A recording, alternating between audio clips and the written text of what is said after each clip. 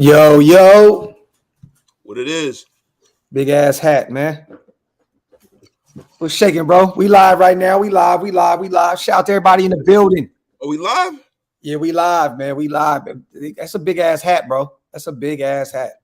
Yeah, man. You know what it is, man. I ain't even get a chance to take my jacket off. What up? Man, shit just got done watching Bray Wyatt's return, bro. Did you watch it? Nah, because something splendiferous happened, man. My sister pulled up from Cali. Oh, that's what's up, man. Yeah, surprise. I had no idea she was here. So I tapped out, brother.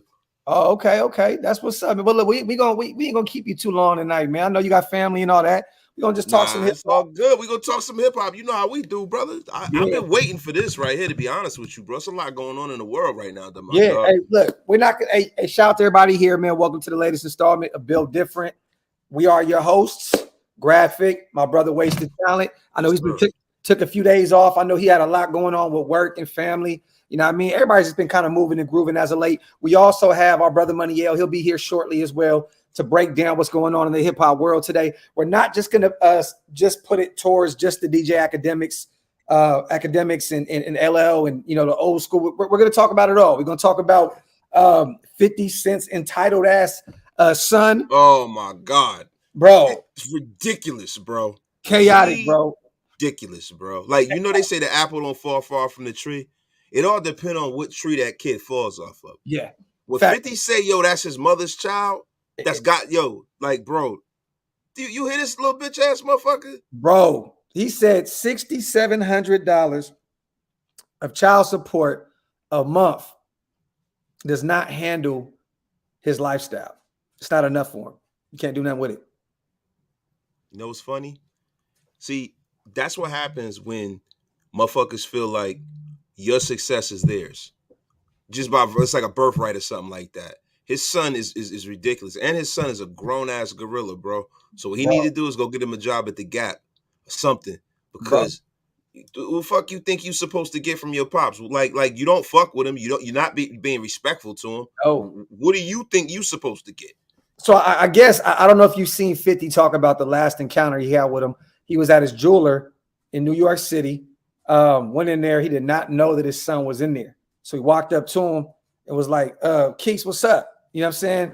I guess he said that he threw like somewhat like a, you know, little temper tantrum and ran out the building.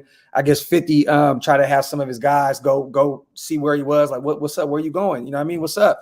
I guess he tried to fix things, man, and he shook out of there, man, and got out. It sounds as though he's literally just mind fucked by his mother. You know what I mean? And that's the problem with like a lot of young men, man, when you raise. See, look, man, I can't be like, well, you know, just because he was just raised by his mother, because for most of my life, you know, when I was little, my father was in a joint. You know what I'm saying? He was home, he was in a joint. Then, you know what I'm saying? He was alive, and then he died when I was fucking 13, bro. Yeah. So I've had my mother most of my life, yo. But the thing is that you gotta know the difference between what you are as a man and what your mother is as a woman. Yeah. You know what I'm saying? Because what winds up happening is you start handling shit like a bitch. Yeah. He been around his mother all this time, and he's handling this shit like a bitch, bro. That's facts, though. Straight up. Factory. That's real shit. But I can't even... Me, man, I was raised by my grandmother. You know what I'm saying? And I know the difference between that and this. You know what I'm saying? Like you get what I'm saying? Like, bro, like for him to... did you hear the story about 50 when he said that basically, you know, that his son has a sneaker fetish? You know what I'm saying? And he feels like he should have every new Jordan in the world. I guess 50 went to a spot in Harlem that was closing down. It was a shoe spot. 50 went in there, bought the entire inventory, sent it down to Atlanta, said, Keys, set up an online shoe store. We can make real money doing this shit. Shoes went down there. I guess I don't know how many months or years went by, still in the storage. He never did nothing with it. So basically, 50 was like, that tells me the man don't want to work. You know what I'm saying? Basically, it's like his mom. You know, 50 always said that she never wanted to work. Why do I have to work if you making millions of dollars? Like now, that is really trickling down to his son, and that's sad. And mind you, you know, his son never had to go through shit. I mean, he pretty much was born around the time, 50 was out here already hooping. He was already balling. You know what I mean? So I don't know, man. That's a tricky situation, bro. But $6,700 a month? Like, bruh. He said, do you know what neighborhood I live in? Like, what the fuck? And it's like, bro, did you just hear what you just said? Why do you think you in that neighborhood? Yeah, bro. Like, bro, see, the thing for me is that I don't like to conflate how I feel and how I was raised and, you know what I'm saying, to another motherfucker. Thanks, man. Appreciate it. Yeah. You know what I'm saying? I don't like to do that, bro, but this is a delusional guy right here, bro, and it's very, very sad, bro, because, like, bro, your mom's want something that she's not entitled to. Like, we got a problem in our community where people try to elevate themselves to the next level of understanding. Like, yo, you were never the wife. Yeah. You was baby mother. Yeah. That's it. You're not my wife. I'm not going to treat you as such. Now, if you're married and you blow up, no matter what happened, you got to pay like you wet. But baby moms get child support, and that's the end. But the thing is, though, bro, I feel like 50 is one of them dudes where she would have just held it down. It wasn't on no extra shit. He would have took care of them forever. You know what I mean? I feel like her saying that, like, I don't never want to work. Like, you verbally putting that out into the universe, that automatically lets you know, like, this person's never going to change. Like, they don't want to work. It is what it is. And it's sad, man, because you can see sometimes, I know 50, he uses that defense mechanism with his son. Oh, I don't even love him no more. I'm done. Rap, I really don't love him no more. Like, I don't want nothing to do with him. But you can see the pain in his look. Ain't no man gonna feel like that about his child. You know what I'm saying? Don't get me wrong. I go through things with my 21-year-old daughter where sometimes I'm just exhausted, like shit. But like, I would never ever say I don't love her, or you know what I mean? Like they can't change how they are. I can't change how I am. I just feel like 50 uses that as a defense mechanism, and somewhat to protect his son as well, because I feel like all these guys that don't like 50 would use that as a crutch. They do, bro. Like, yo, see, this is the thing about his son, bro. And this how you know that he not solid. And I think I think 50 is more so embarrassed about the way his boy is being raised. And not being raised, but like now he a man. It's like, yo, bro, I don't give a fuck what I go through with like my immediate family, bro, sisters, brother, whatever. I'm not kicking it with somebody that got beef with my pops. No, I'm not kicking it with somebody that got beef with my brother. Like, straight lace. Like, it's no way, no circumstances we can have that kind of a relationship. You feel me? No. This guy was on the stage with like Slow Bucks, with Trav and all them dudes. These dudes got like real beef. You hanging out with dudes who got beef with your pops. He took a picture with Preem's son. Like, yo, he's a goofy, bro. He's a goofy, bro. And for those who don't know Preem, they say, you know what I mean? I'm gonna say allegedly shot 50 Cent. So when he was shot, he got shot 9 times. Allegedly, that was on. No, it wasn't Preem like that. But you know what I'm saying? I know, but they throw that into they say that Preem, had something, whatever, allegedly. Yeah, the Supreme team, whatever. And I don't even want to mention them. You know what I'm saying? Because the motherfuckers is, they like that in New York and they legends. No, they're definitely active. No, definitely active. I'm just saying that, that's what 50 and them threw into the universe. Like, because, that's how he took it. That's why he took it so personal when your firstborn is taking a picture with his offspring. It's kind of crazy. It's crazy. Yo, like, look, man, the reason why, a lot of the things that are going on in New York and stuff the way they have, when it comes to this hip hop shit, is because of G Unit, bro. And because of like 50 being like that and really being a street motherfucker. Like, it's one thing when you got a goofy rapper talking shit. It's another thing when you got a motherfucker who really was there like that. It was really around. It was really known in the neighborhood like that. And, so when he did Ghetto Quran, that was a problem. You remember that? Yeah, that's one of the greatest songs ever to me. I love Ghetto Quran. That was definitely a problem. And it should be. Yeah, and when he did that, that's when all of these problems happened. But the crazy shit is, bro, not to belabor the point, yo, it's not being a man, dog. Like, yo, you gotta realize something, bro. After your parents give you the basic needs, and once you get to a certain age, your life is what you make it. It doesn't really matter like who your parent is. Like, you got guys like Michael Jordan who made his sons get it in blood. Yeah, you got people like Jackie Chan that say Jackie Chan said he's not leaving his money to his son.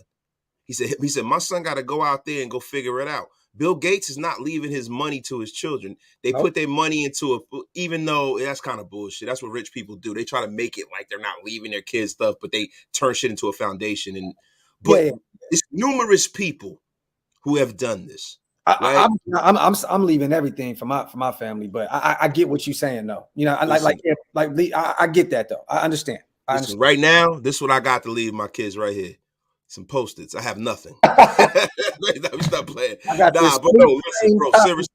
Yeah, facts. Whatever I have, they can have it, bro. But I'm talking about that generational wealth. I think there's a level of understanding that them motherfuckers have and a certain respect that they have for people who get it in blood the way they did. Bro, do you see this? Jeffrey Dahmer left a super and said, I'll send another super chat for some pictures wasted.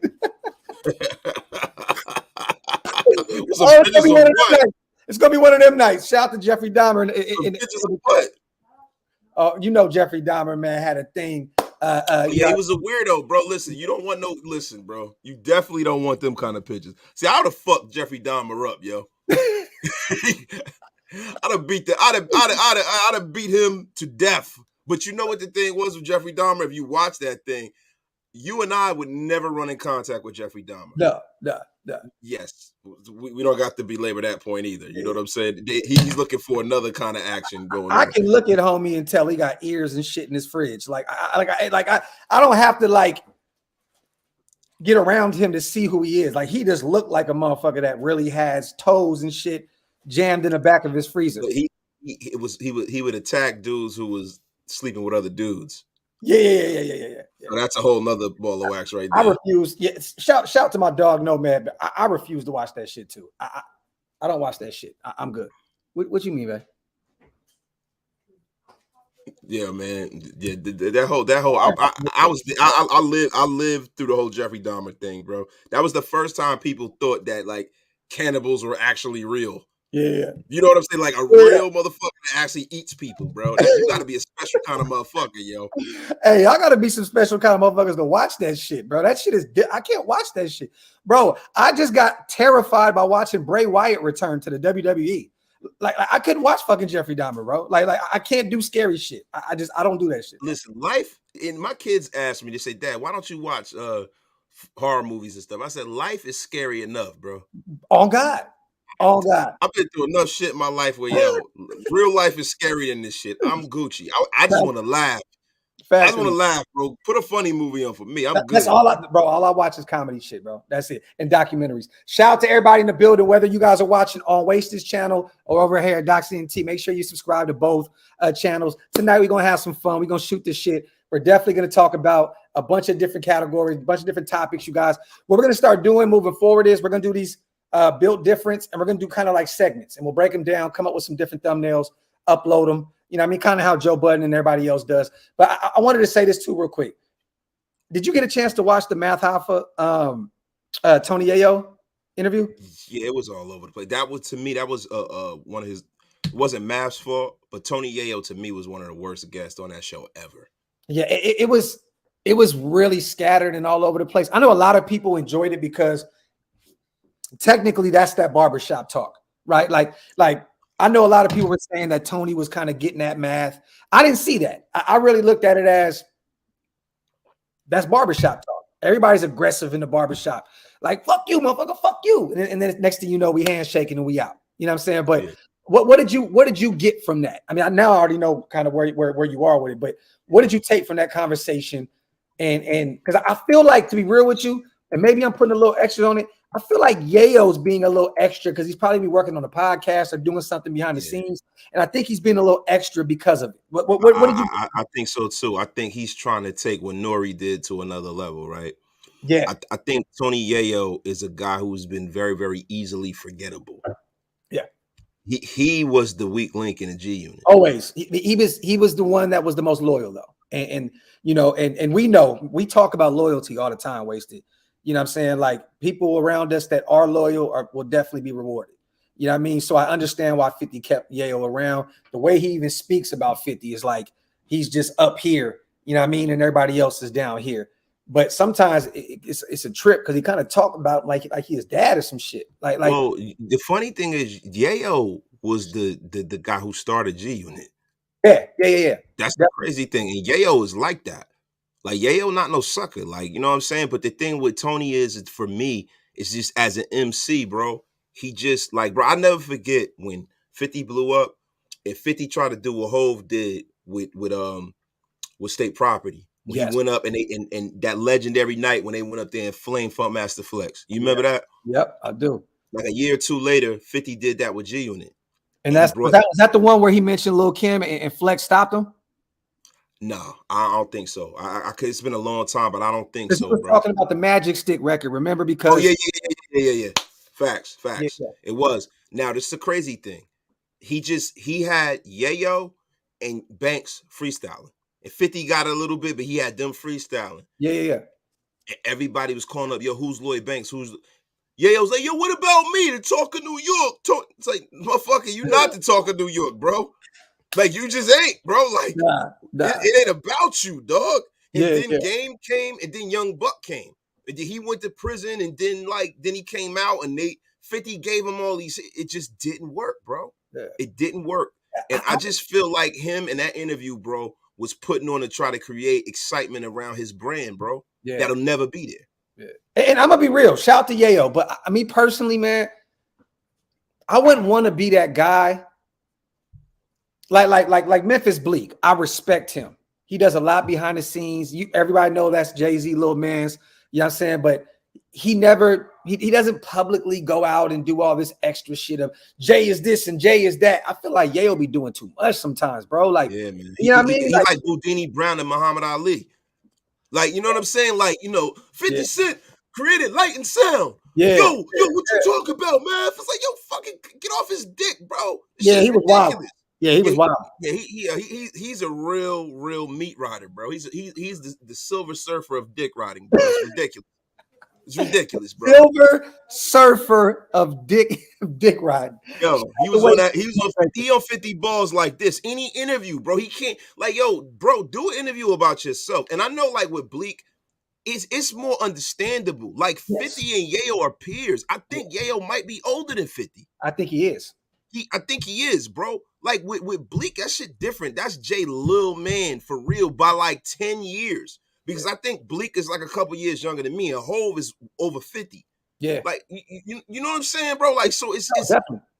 like, bro, be that no matter what we talking about, bro.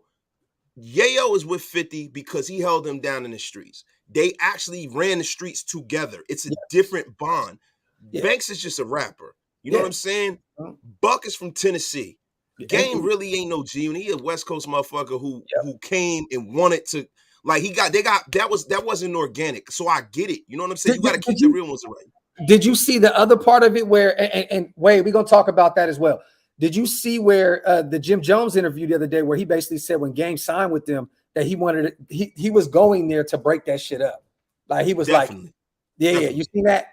Yeah, I saw that. You can see it clear as day when Game first got there, though. You can see it. He a cornball to me, bro. Like I don't understand it, bro. Like you go into a hot brand like G Unit and you're underlining, like you're telling people that you're here to go and destroy it from the inside out. That's insane to me. He's like a professional wrestler of hip hop. Everything he do is scripted. Everything. Like, that's why when we were talking about the game and I was saying how I don't feel like he's a legend. Everybody was jumping on me and saying, wait, so you hating on the West? I'm not hating on the West Coast, bro.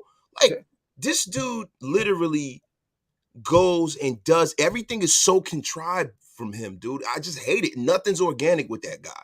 Everything he does is like a fucking plan because he thinks it's going to ingratiate himself to the hip hop fans. It's annoying, bro. Yeah, this is fact. Shout out to Wade.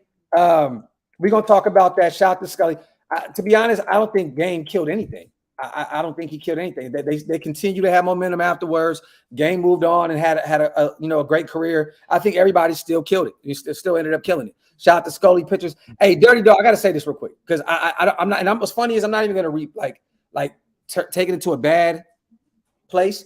When you try new things, right? When you're trying to expand your brand and you want to step out. Well, I can't even say step out the box because I'm a hip hop guy. Waste is a hip hop guy, but we know the Raiders is our bread and butter. That's what we love to do. But we don't do this for numbers, brother. You know what I mean? So I don't understand why you would come in with some negativity like that or proof to stick to Raiders content. I'm going to be real. There's a lot of Raider guys that have 5 or 6 people in their live. So, hey, to have 150 people rocking with us, we appreciate it. You know what I mean? So, and crazy thing is, this is the same guy last week who came in talking slick on my live about this and that. Bro, yet you're still here. Yeah. You still here, bro. Yeah. So if you don't want to hear it, though, bro, go into your hole. Go into your fucking 1-bedroom apartment and go get some oodles and noodles in a hot pocket or a pot pie, right? Yeah. And go watch your fucking rabbit ear television. There you go. And fucking, just go to sleep with your fucking bed with no fitted sheets on it. With fucking cotton balls and shit all over the bed. And you know what I'm saying? And just go to sleep. Like just fuck you, bro. Like, and I wanted to say too, that was no shade to anybody else that I said. Like, there's some content creators that have 5 or 6 people. I love it because I remember I was there at one time. You know what I mean? So that was no shade. All I'm saying is, when you're trying to do different things, man, we're not when we started this, we said we're not expecting to have 1,000 people in the chat. Everybody's not going to understand what we're talking about, but it's love. We're doing something different. We having fun. So shout out to homie. Yeah, dude is a whole dickhead. I hate motherfuckers like that, bro. Like, yo, we doing this because we love to talk about what we talking about. Yeah, we're trying to grow something. Like, nobody's out here trying to, like, destroy anybody or to try to fucking, like, do something that's unethical, bro. We putting our time in. If you accept it, then great. If not, then keep it moving, bro. I'm gonna be real. I was way too nice. You can suck my whole dick, bro. Thank you, man. Fuck that guy, bro. Yeah. Come in. Hey, let's do this real quick. What do you think about the whole? Because there's so much shit going on in hip hop right now, bro. Like the Diddy and the Kanye shit is hilarious. I want to talk about that in a second too. But how do you feel about the whole Diddy and Mace situation?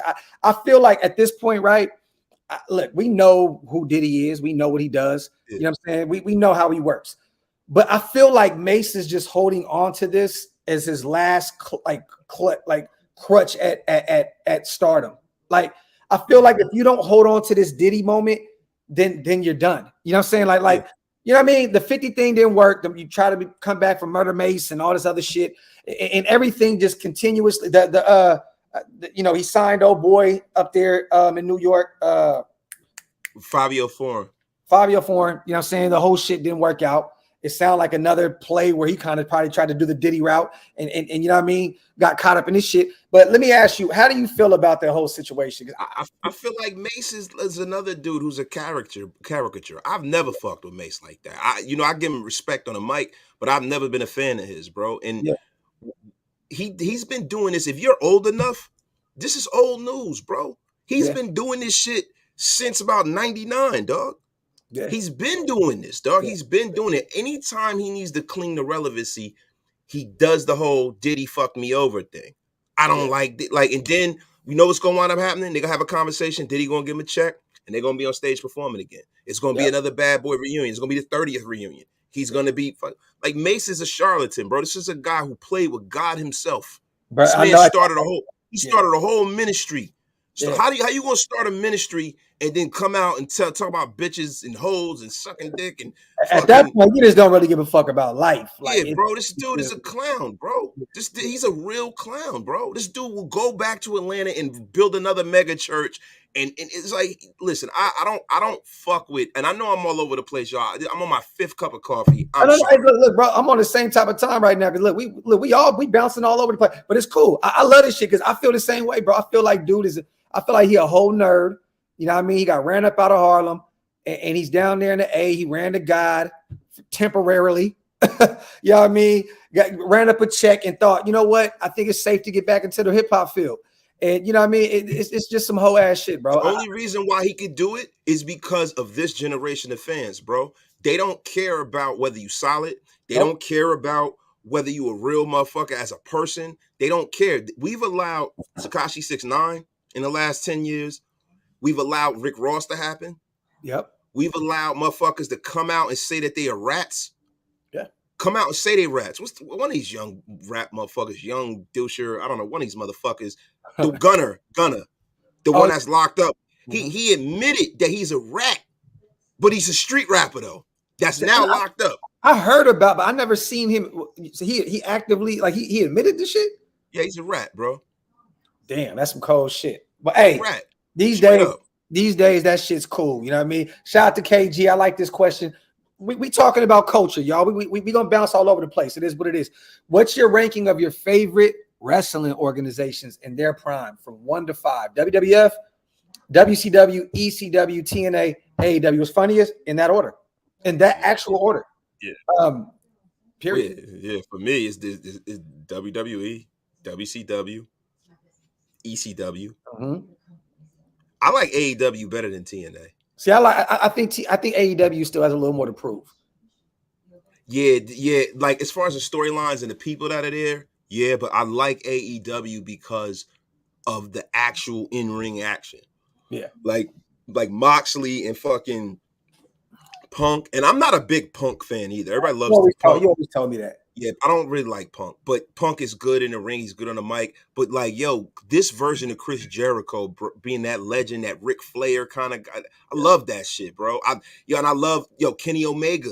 I'm a big Kenny Omega guy, man. I like Kenny Omega. I just can't take Jericho serious anymore, bro. You see his build, bro. Like he just look like he just sloppy, like he don't give a fuck anymore. Yeah, like, he definitely looks like the lead singer from Fozzy more than the wrestler now. Man. Hey, we got to talk about this though, real shit. Because since we're talking about wrestling, bro, you have to go back and watch that Bray Wyatt, bro. And I mean to tell you, this was the greatest return I ever seen in my life. And I'm not saying that because he's a Raider fan, but Bray Wyatt is my favorite wrestler because he is a Raider fan. Sorry to say that. You know what I mean? It is what it is. It's always Raiders on my. But bro, this return was insane because what they did at the end was, you know, for those who haven't watched it yet, you know, close your ears if need be. But what they did was they closed the show out because everybody in Philly was about to throw a fucking bro. Like the last fight with Riddle and Seth was kind of ass, bro. Like they were in like this, like kind of like an octagon kind of situation. Cormier was a referee. It was a weird ass vibe to it. You know what I'm saying? But Riddle won, walked up. Next thing you know, the fucking credits came up. Everybody's like, all right, you guys have a great day. We'll see you guys Monday night. Everything turned off, bro. And this shit was on some whole other shit, bro. Like he just kept saying, I got the whole world. Oh, that's dope. Over and over again, right? And then all the animals that were in that fun house, like a light would go spotlight, boom. But it was actually somebody, it was a person in the shit. Then it would go boom to another, to the rabbit, then boom to the pig, and then the fiend down at the bottom. And then bro, you gotta watch this shit, bro. I love Bray Wyatt. The only thing I don't like what the WWE did, they kind of killed his momentum when they had the Wyatt family go against the Undertaker and Kane. That was Vince. Yeah, that was Vince. Like, come on, bro. Yeah. Like that should have never happened, bro. He was supposed to be the next phenom. Triple H is the GOAT. Vince was the one that had Goldberg squash the Fiend. At that point, everything was done. Like, you know what I mean? Nobody wanted to see Fiend after you just got fucking speared one time in 1, 2, 3. But bro, I think the way that Triple H is running this shit, bro, WWE is definitely back, bro. I'm telling you, dog. Yeah. Vince is a dinosaur. He was a dinosaur, and the only way he was gonna leave the WWE was either through this kind of a situation or death. And you know, it's crazy, man, because for years I've always heard about the weird shit that went on behind there. You know, Pat Patterson. Like, have you ever seen this interview with Roddy Piper when he was talking about, he kind of alluded to the fact that when he was a young guy that Pat Patterson did some weird shit to him? Yes. You ever see? It was painful to watch. Mm-hmm. He was like, I was a pretty little kid, you know, I'm just like, damn, man, that's crazy. Like, I've always heard, because everybody, it's a well-known fact that Pat Patterson. Yeah, it's gay. But the thing is that Pat Patterson, you know, rest in peace. He just passed away not too long ago. Yeah, but he was gay, but he was doing some really predatory, weirdo shit. Like, listen, you can be whoever you want, love who you want to love, do what you want to do.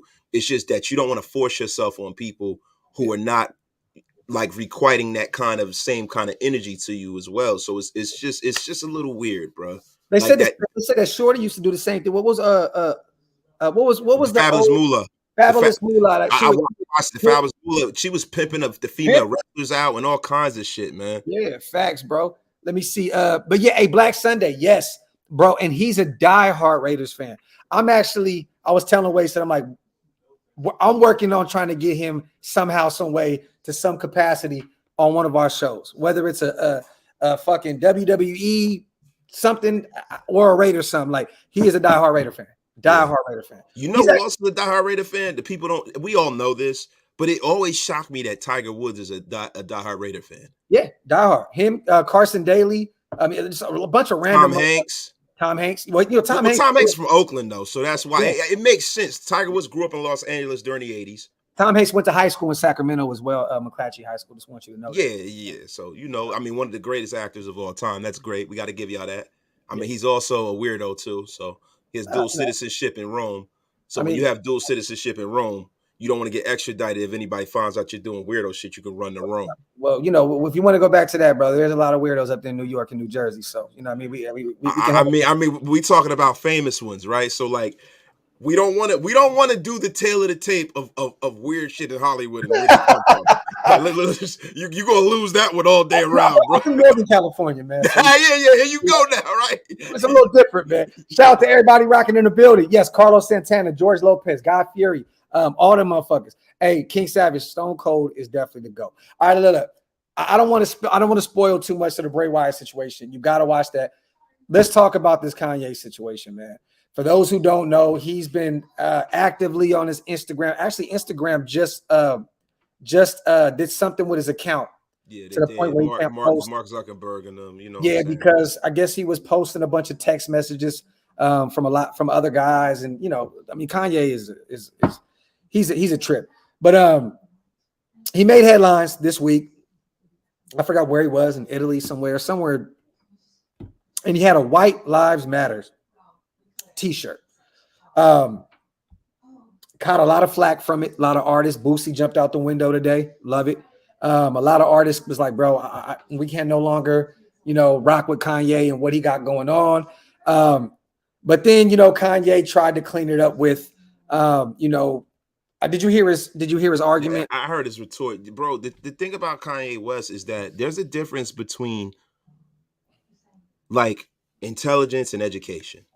There's a difference between, supposed genius and psychosis. Kanye West is a guy, man, that has been famous and got to a rarefied air that he thinks that his little streams of consciousness are like listen, there's some of the things that Kanye is saying, like weaved into what he's saying, like with the White Lives Matter and all that stuff, to where he's trying to prove a point. But I don't think that he has the ability to express himself in a way that he probably should. And his stuff is coming out wrong. And that is the reason why, man, a lot of these dudes need to kind of stick to what they do for a living, bro. Yeah. Because you are great at one thing doesn't mean that you need to speak for your entire race or you need to be the one to solve the world's ills. Like, I just think that when you start doing that, you get into this real weird space, man. Like everybody wants to try to emulate the things that happened in the past. They want to emulate the Muhammad Ali's of the world. They want to emulate the Kareem Abdul-Jabbar's of the world. But if you live long enough, even a guy like Kareem Abdul-Jabbar, who put it all on the line for everybody, has done some questionable things the last few years because he's lived long enough, and there's more eyes on you when you try to be that guy that speaks out. Yeah. There's more sound bites. There's more technology, bro. And I think that with Kanye West, bro, I just think that there's a problem up here. Yeah. He's never been right since his mother died, bro. Mm-hmm. And it's like he's careening down a place to where he's turning into like Howard Hughes almost. But now he's just literally the male Kim Kardashian. I mean, everything is attention. I mean, it's really sad to see where he is. But the problem is this, you guys, that people that like just regular motherfuckers like us that continue to call this guy a fucking genius over and over and over again to the point where he's sold on it. So he feels like anything that he does is genius. Doesn't matter what the fuck he does. He's disrespecting his audience. Yes. Because he thinks that he can insult the very audience that made him big. Mm-hmm. That's pretty much what he's doing. And the crazy thing is, bro, he's not a genius. No, not at all. He's not a genius. I don't give a fuck what anybody's talking about. Yo, genius is not common, bro. There are very, very, very, very few geniuses. Yes. And then when you talk about a musical genius, you know what musical genius is? Stevie Wonder is a musical genius. Quincy Jones. Prince is a musical genius. Definitely. Shit, Michael Jackson. And even that genius is a little, you know what I'm saying? It's borderline because, yo, Prince and Stevie Wonder play hundreds of instruments proficiently and fluently. They sing in every octave. They can write music. They do everything on the musical spectrum to a point where on an excellent level. There's nothing musically that they do that is but you know why Kanye, and this is why me and you had this conversation before and you didn't like it. Kanye came up in an era where he can get away with calling himself a genius because he didn't come up in the eras. I mean, musically, he wasn't out when all those greats were around. I always said, I remember, I had this conversation the other day with Wasted where I said, I just don't really see the big thing with J. Cole, right? I mean, it's no disrespect. I think that he's a talented guy, but I don't think that he would have held up with the guys that we grew up watching. You know what I'm saying? Like, or listening to. But today, J. Cole is like considered a GOAT.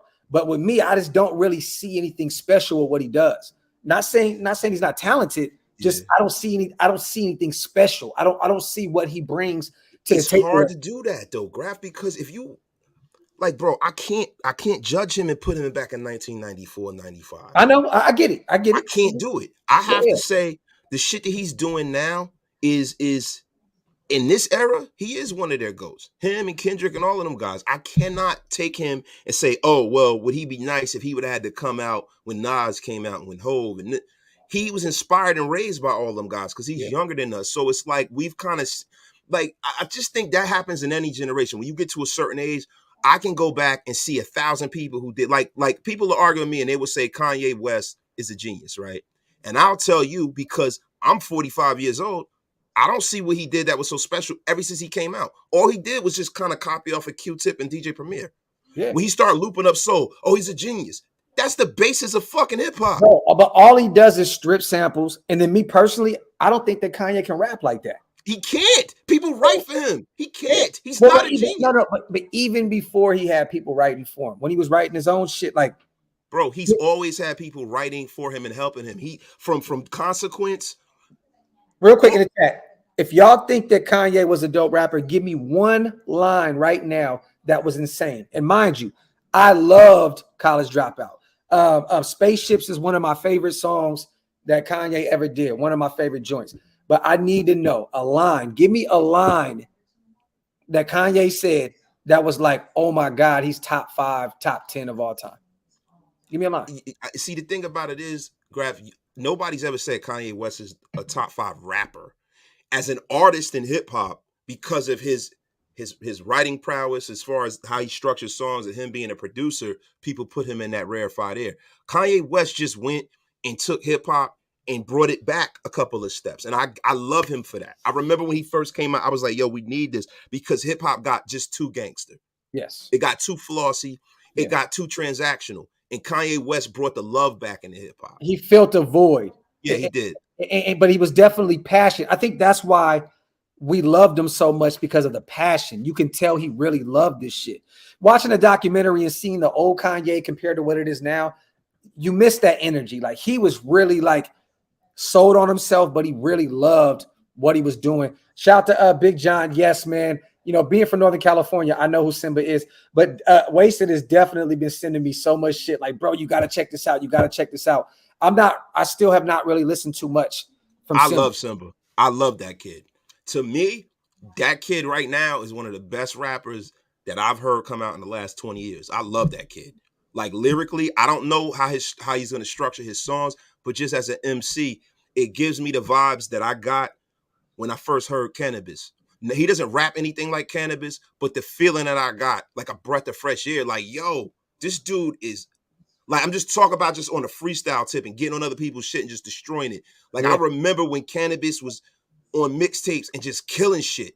Bro, he was different, bro. He was different, bro. I love Simba, bro. I love him as a freestyler. Like, he's a breath. I want to see if he can put it together on that album, though, because I remember when Cannabis was killing shit, you just thought that it was the next shit. You thought that Cannabis was going to be like the next Nas, the next motherfucker. Because you remember it was Cannabis and Nori and like DMX and all of them were coming around. People thought Cannabis was going to be the guy. I think he was. I just think he got caught up. He got caught up by a machine, in which, I mean, it wasn't just LL, because that was a great battle. I think that the Def Jam machine and everything around him, Cannabis was always that guy that was going to be, and you got to push for a while. But I feel like he was one of those guys that needed to be like a indie artist. Like Cannabis should have been all over Ruckus back in the day. He should have been all over those sound bombers. Yeah, he should have stayed with it, and he tried to go commercial. He tried to get behind the machine. He got with the wrong producer. Like, why would you get with Wyclef? Wyclef really destroyed him with that second album, bro. That second album. His first album. Nah, bro. The first album, Wyclef did that. I thought it was the second one. Nah, bro. His second album was actually better than the one with Niggonometry on it and fucking the one with no, that was the first album. That was his first album, yeah. Wyclef did that. And it was bad. But he had some good joints, like Buckingham Palace was dope and shit like that. I love Buckingham Palace. I loved what was that other one I told you I liked? Niggonometry. You had Get Retarded was okay. I love Get Retarded, and I like that in the middle of the night. I hold you to be all right. I'll be there for you. That was my shit. Yeah, but the rest of the album, trash. And then if you hold it up to what was coming out, like you gotta realize something. You know what dropped that summer? Like Nori dropped that summer, man. Like Jay-Z can't, the Hard Knock Life shit was, that Hard Knock Life didn't drop yet, but the Annie joint, the single for Hard Knock Life dropped that summer. That's all you heard in the hood. You know what I mean? Cannabis man has some terrible production. I think that's what destroyed him. Norman said Cannabis had whack beats. KG said 2000 BC had 100 bars and the intro one. Okay, so BC was the second one though. Yeah, that was the second album. And I actually liked it. And Pun, they said Pun or Cannabis, Big Pun. Pun all day. Big Pun. Pun was so much more flexible. He was so versatile. Like he could do a record that did in the middle with little it'll and then do some other lyrical shit and then do a song about females and you were sold on every one of them. You know what I mean? Like he was so versatile. Like dead ass, bro. Like Fat Joe is Pun but less lyrical. Like you get what I'm saying? Like he'll never. Pun. Fat Joe. Look, man. Fat Joe is a real street dude. And when Fat Joe first came out, Flo Joe, when he was at DITC and everything, Fat Joe was just a Puerto Rican b-boy who was a hard rock, who was a cool. I remember Fat Joe used to have the FJ60 store in New York. Had some, to be honest with you, the FJ60 leathers, you talk about the Butters leathers. Listen. Your audio cut off. Shout out to everybody in the building. Bone Thugs and Harmony. You talk about the Butters leathers? Listen to me. The FJ60 leathers was different, I fuck with Fat Joe, but as a rapper, dog, nobody ever confused him with Pun, bro. Oh, no. That's why Fat Joe was willing to hold the umbrella. Like, Big Pun was different, bro. And I never, listen, when Pun first came out, the first thing I said was, he sounds too much like G-Rap for me. Sounds too much like Cool G-Rap. I don't like that shit. But the motherfucker is retarded. Like, he's just one of the nicest motherfuckers there's ever been, bro. You know what's funny? The only thing I don't agree with Graphk is that he thinks that Pun was better than Biggie. He's crazy. Pun was definitely better than Biggie. Definitely. 10 times out of 10. Shout out to Scully. Bone Thugs and Harmony are so underrated and deserve more recognition than most out of the most rap groups. I love Bone Thugs and Harmony, man. You know, and I'm a lyrical miracle type dude, like punchlines and shit. But I was a big fan of Bone Thugs and Harmony. Oh no, you still off. Your audio's still down. I can hear what's around you, but I can't hear you. Shit is fucked up. Oh, you good. I hear you. Oh, you can't hear me. Okay. Oh shit, we got Gruden in the building. Let me see. Wasted just big mad. I was mad Big Pun wasn't from New York. Wait, what?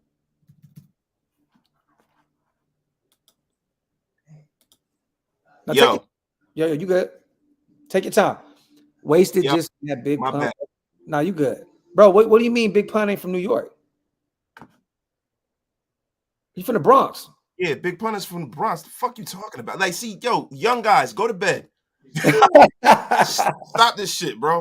Like, I got a dude that's in the chat that's telling me how Kanye West turned hip hop on his ear and all that shit. Like, dog, if you were 3 years old in 1998, stop it. Kanye West is great. It's great. Shout out to Mike Luffy. His son Chris Rivers is ridiculous on the mic too. Yeah, he's dope. His son sounds just like his daddy. Yeah, he probably found his daddy rhyme book.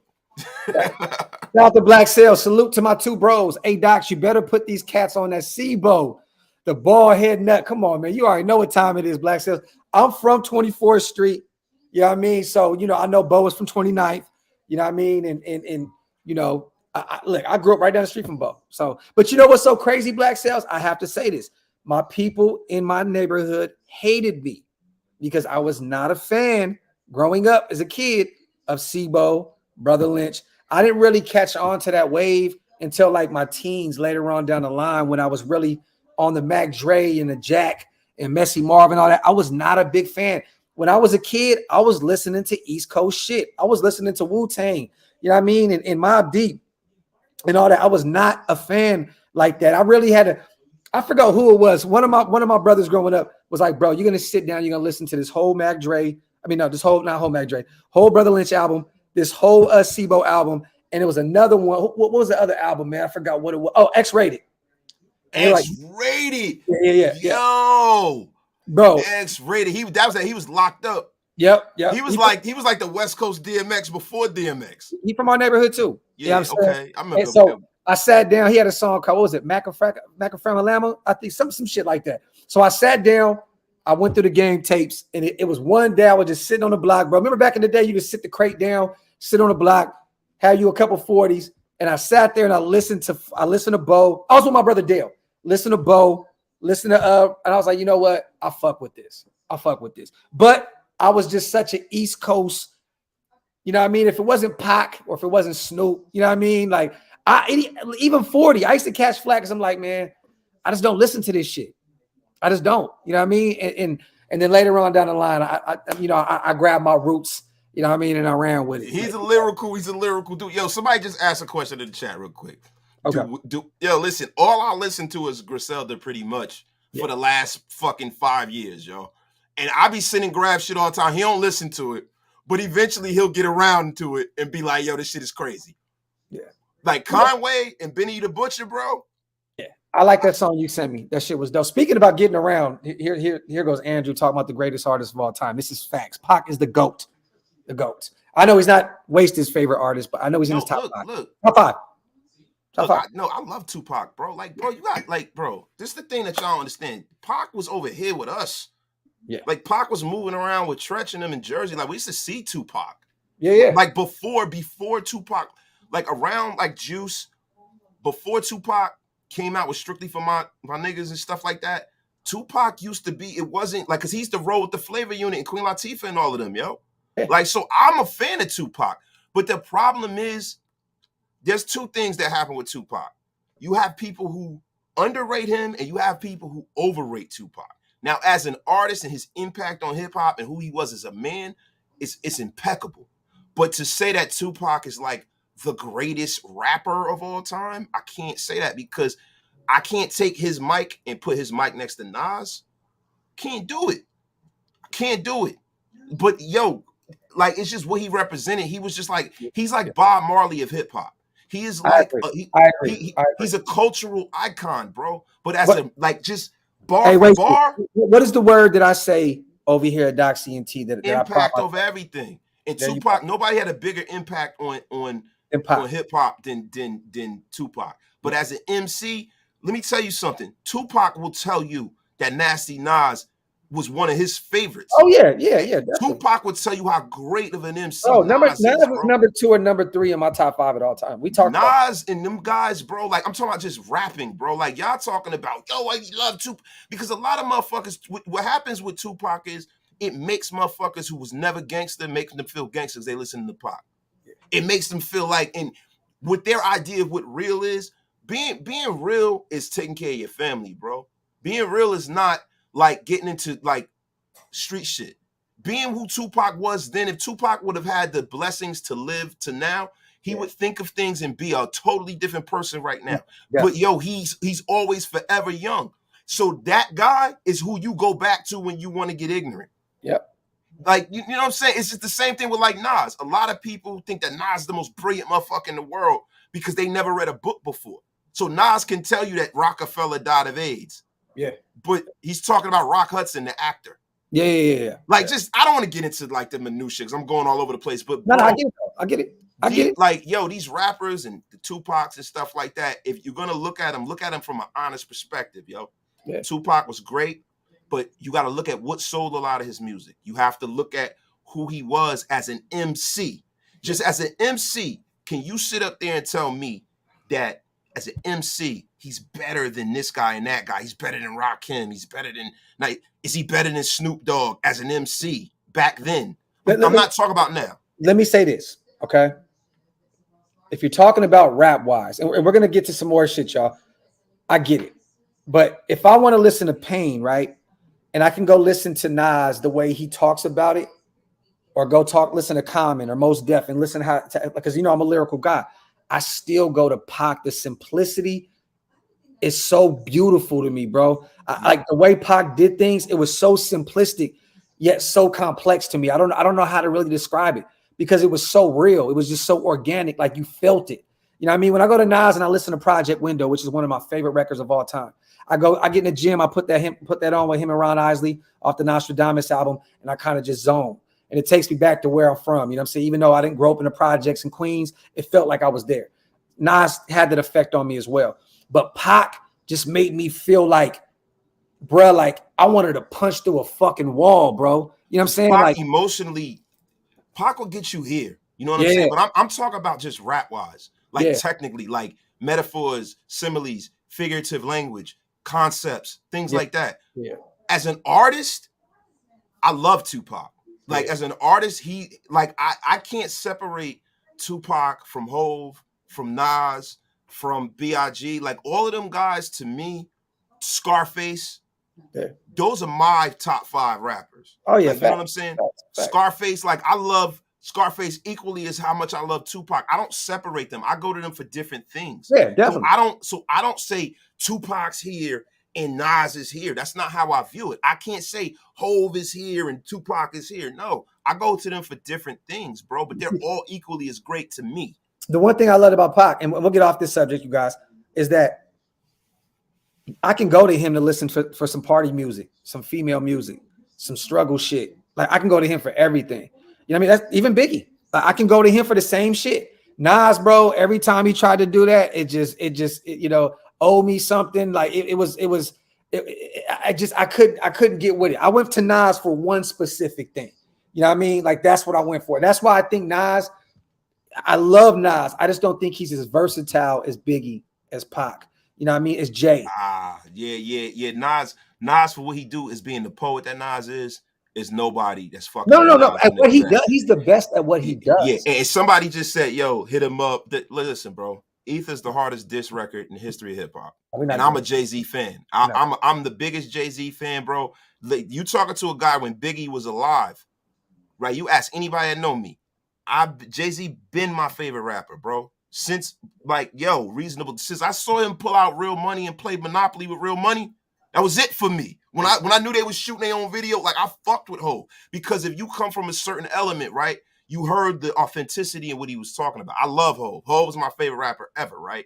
Scully, do me a favor, brother. I'm not really big on Chicano rap. If you can, send me some links to my Instagram or my Twitter, brother, and I would definitely love to check them out. You know what I mean? I listen to any kind of music, bro. Like y'all don't understand. I'll listen to alternative music. I'll be in the gym listening to the Fray every day. Like real shit. Like I listen to everything. So send it over, King. Let's do this thing because I did see another thing on Math. Shout out to Math, man, because I've been watching a lot of his podcasts and they have some great debates.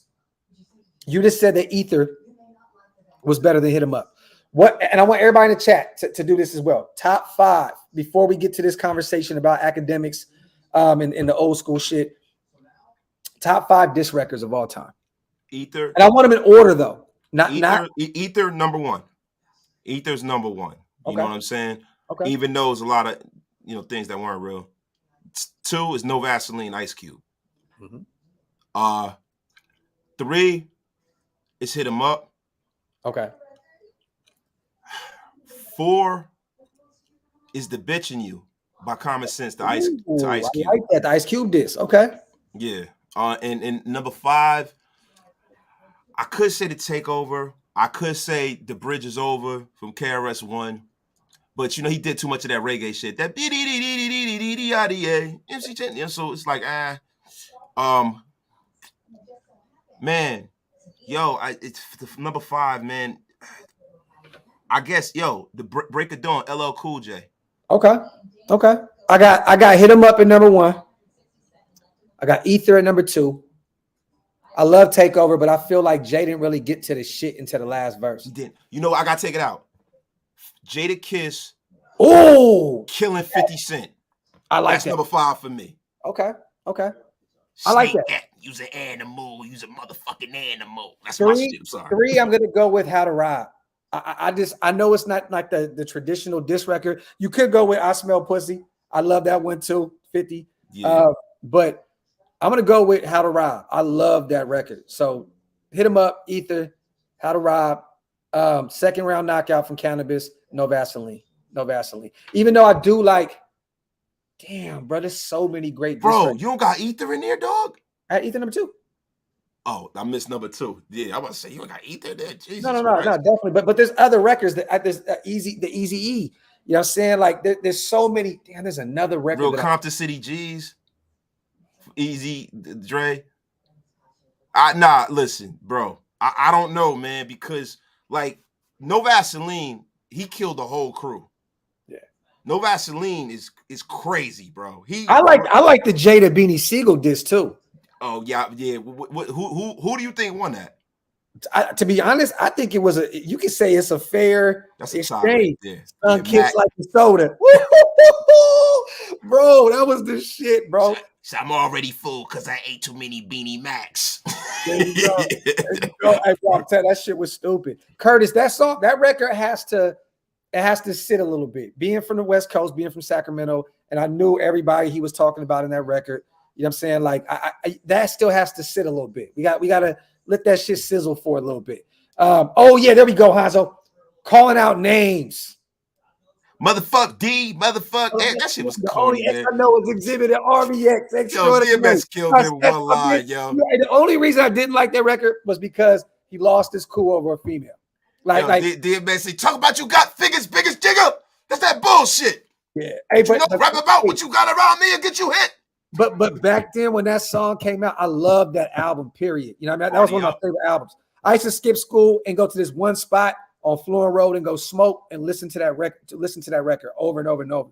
But yeah, calling out names, I just didn't like it. Well, you know what though? That was ass, man. DMX killed him, dog.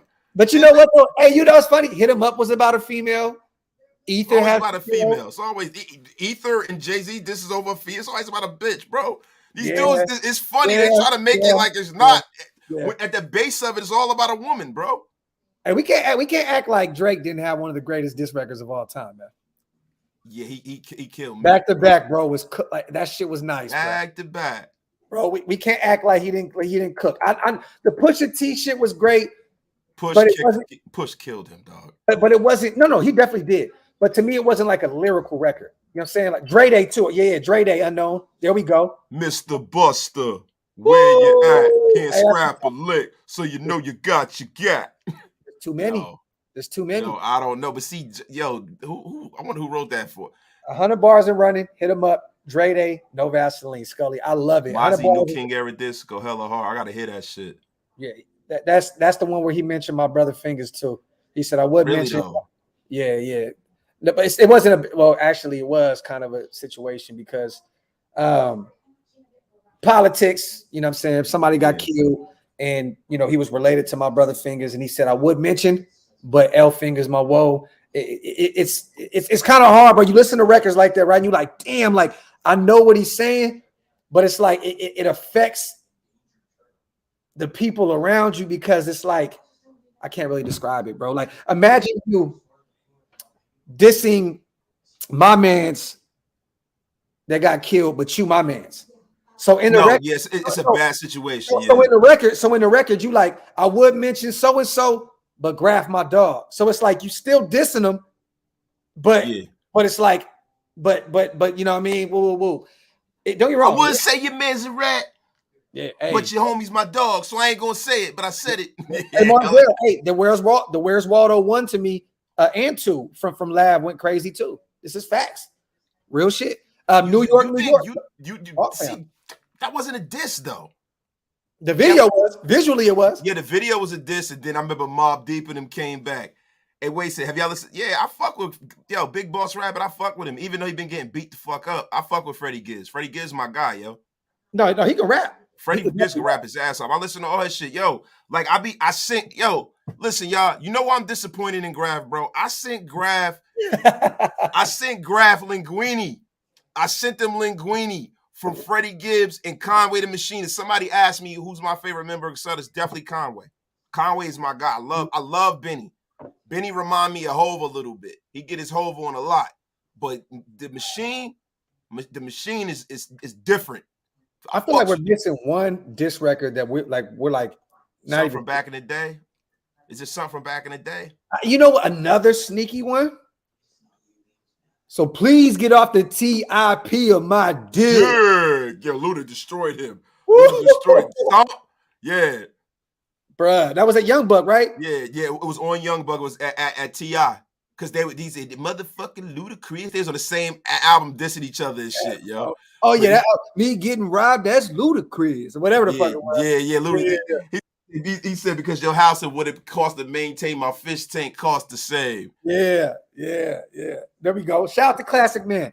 And we're gonna talk got no merit because your beef ain't legit. So please stay off the TRP. We got two things we're gonna still talk about, you guys. I want to talk about the whole academics thing, and we also want to talk about the Draymond punch, Jordan Poole. Classic Man. I don't know how y'all feel about. Shout out to my boy Q. He changed the name and shit. Today's diss songs, but this song called "Exposing Me" by FBG, Duck, Real Disrespect. I seen that. Q, that shit got a video to it, right? I seen that. I can't get into the whole like. What's that new genre called, bro? Like the whole drill music. I can't really get into it. But like with me, don't get me wrong, this record is great. But like when it gets too personal, I just don't really. You can call me pussy. You can say you do this, you that. But it's when you talking about I killed your homeboy and this and it's like damn, bro. Like my thing is don't like my problem with what they do with hip hop. And I'm gonna tell you something. Bro, and that's not no real listen, man. Let me tell you something. Marshall Mathers has been rich a long time. Yes. Marshall Mathers has been out 20-something years. Yes. When you are some young rapper who's going to come up off the clout, you can sit there. You grew up off of Eminem. The reason why you even in hip-hop is because of Eminem. Eminem made it palatable and easy for white rappers to be accepted across the board because before Eminem, you had the Vanilla Ices of the world. Yeah, like you had like Everlast and guys like that who were nice, but it was kind of even the Beastie Boys. The Beastie Boys were nice, but the Beastie Boys were kind of a rock band after a while. You know what I'm saying? Mm-hmm. Eminem coming out legitimized white rappers to where it wasn't a thing anymore. Definitely. So every guy like a Machine Gun Kelly who has a career owes Eminem something. Yeah, you know what I mean? So for this guy to try to come out and go after Eminem for the clout when he's the same age as M's daughter. To me, is corny, bro. Eminem is already solidified. I'm gonna say this. You can say that, but I can combat your argument with Eminem did the same shit coming up talking about pop artists and shit, right? Like just corny shit that made money. But let me say this. Who won? I liked the Eminem song better. But let me say this. MGK won because he came out alive. And he won because there's a conversation about maybe he won. Maybe he won. Like MGK came out unscathed, bro. Like, and then he went to do movies and continued his career and didn't just die off. Like he's still active. Like, bro, like you know, he's doing his thing. Yeah. I think that MGK, I think that Eminem won the battle, but MGK won the war. But bro, like my thing is, I get what M was doing with the pop rappers and stuff, and we talked about this, but I'm just talking about just as an MC. Yeah. As an MC, bro, you're dissing Eminem, bro, because he was the guy and he's past his prime. It's kind of like when guys call out a heavyweight champion boxer who's past his prime. Yeah. Like for somebody to call, I feel like calling out Eminem now, if you're a young rapper, it's like calling out Mike Tyson now as a boxer. Eminem, his best music is behind him, yo. Eminem too rich. And I hate to say this, but I think after Eminem stopped like getting high and shit like that, and his music isn't as good. I hate to say it, but you know what I'm saying? We know how that goes. That's the Mary J. Blige effect. Yeah, like I like high and depressed Mary better than me too. I don't want to hear happy ass shit, bro. Like I mean, like put that on the internet, like, but tweet. you're having a great life. Get in the studio and cry, motherfucker. Like, I sit back with this pack with this lead. That's what I need. I don't need the whole blah blah blah blah blah. I can't. This one is for wasted because I'm gonna be real with you. You know, I know like Sons of Man and all that shit, but like I don't really know too much about the Wu-Tang affiliates. He said, "What's your top 3 Wu-Tang affiliate, not main members albums?" For me, Heist of the Century, Killer Priest, Wu Syndicate, and Heavy Metal. Yo, Killer Priest, the Grave Diggers, first album. You know what I'm saying? Even though the RZA's and the Grave Diggers, that's still the Grave Diggers. You know what I'm saying? Like that's another group. And Killer Priest first album. People don't know that Killer Priest was in the 4 Horsemen with Corrupt, Cannabis, and Razkaz, I believe. Yeah. It was Killer Priest, Razkaz, Corrupt, and Cannabis, right? Do you remember that? Yeah, I remember that. They had an album. That shit slapped, bro. And then Killer Army's third. Damn, you know what? I gotta look that up, bro. Hold on. The 4 Horsemen, bro. Yeah, they said Dre punched the Sonic rings out of. Yeah, I saw that shit. He did. This is the jingling. You said that shit when he punched Jordan Poole. That was a weak ass move too, y'all. Yeah, I want to talk about that. Yeah, I know you want to talk about that. I ain't gonna get into that, but yeah, bro. Like, yeah, those are my favorite Wu affiliates, yo. Definitely the great mentality, bro. That's what it was. The horse mentality. So they didn't do an album, but the song was on a 2000 BC. That's what it was. They were supposed to do an album. But man, that song was fire, bro. I remember that shit like it was. Yeah, that was the original Slaughterhouse. If you think about it, real shit. Like that was the original Slaughterhouse. So yeah, hey Wade, let me say this, right? To be honest, Draymond was definitely wrong for punching the water out of Jordan Poole. I'll tell you that. He made the deep end shallow as fuck. He punched the ever fucking Aquafina out of his motherfucking neck. He did push him. You cannot, you know what I mean? And mind you, this is regular shit in practice. Look, bro, if Jordan knocked Steve Kerr the fuck out, you know what I mean? And they went on to win a bunch of championships together. I'm gonna say this. The real non-MVP in this situation is the dude that leaked the shit. You know what I mean? Because this type of shit happens all the time, you guys. I'm telling you now, I don't know about getting slept like that because I'm gonna be real. Draymond hit him with a nice little haymaker. He wrapped him up. You know what I mean? But I just don't think that. I think this is typical sports shit. Like, bro, I done punched my shit. I done got punched in the back of my shit. Yeah, I done got snuck, bro, on basketball courts before, bro. Like, you know what I mean? Like, it's typical shit. Like, I go out there, talk shit, and shit, it happens. You know what I mean? But was he wrong? Yes. Was there a lot of talk about Jordan Poole really get his ego getting on 10 right now because of winning this championship and knowing that there's a big bag in his near future? Yes, he's young. You know what I mean? I think Draymond was trying to humble him, but Draymond also he a different dude, bro. Like he's sagging on motherfucker. I couldn't hang around Draymond Green. Me personally, I think I'd be around him and be like, I want to fight this motherfucker. Like, you know what I mean? Like I couldn't be around him. Like Jordan Poole, he seemed like a cool dude. You go around him, he want to be around the brides and shit. Like just take him out to the club and get him around some work, and he cool. Draymond seemed like a type of dude that always want to run his mouth and try to get like pull that dog out of somebody. And you know, he does it on the court week in and week out. But like, hey, in real life, I couldn't be around Draymond, bro. I think Draymond Green is a guy who's lucky he's in today's pussy ass NBA. Yeah. Because I wonder if Draymond Green would take that same energy with Charles Oakley and like Kevin Willis. And the thing, yo, to me, that is a sucker punch, bro. Because first of all, Draymond got in that man's face, right? And Poole like, yo, man, go ahead. They're not in a situation where, like, yo, you expect to get punched. To get punched. Yeah. Yo, they teammates, bro. It's like, yo, come on, Drake, get the fuck out of here. He's always in somebody's face, bro. Yeah. And I agree with both of y'all. Zone is right, and you're right, Wasted. To be honest with you, it wasn't a sucker punch, but it was because it's like you're not expecting that from them. Nah. Bro, me and you get out. We out and about, right? And we in a competitive situation, and you get in my face, you get the run of your mouth, and I just push you off. I'm like, come on, bro. And then you fire on me. I can't. That's a sucker punch to me, bro, because we ain't on that kind of time, bro. It's not like we enemies, bro. You my bro. So that's like, yo, man, go ahead with that shit. It wasn't like he just like fucking like swung at him or like they in the street. They're at work. and they're playing basketball and they're in practice, and Draymond came up and got in his face, bro. You know what I'm saying? Yo, motherfucker. It wasn't a sucker punch, but he was a sucker for punching him. Yeah, that shit's corny, and you don't do that to the young fella on your team, bro. You don't do that. You're supposed to be a leader, bro. Y'all not congruent. This kid is a kid trying to come up. You done won all these championships. You supposed to be one of the dons of the team. You don't punch him in their fucking face like that, bro. And even when people talk about Jordan and Steve Kerr getting into a tussle, first of all, basketball was a lot different then. Second of all, they're peers. Steve Kerr, not his young boy.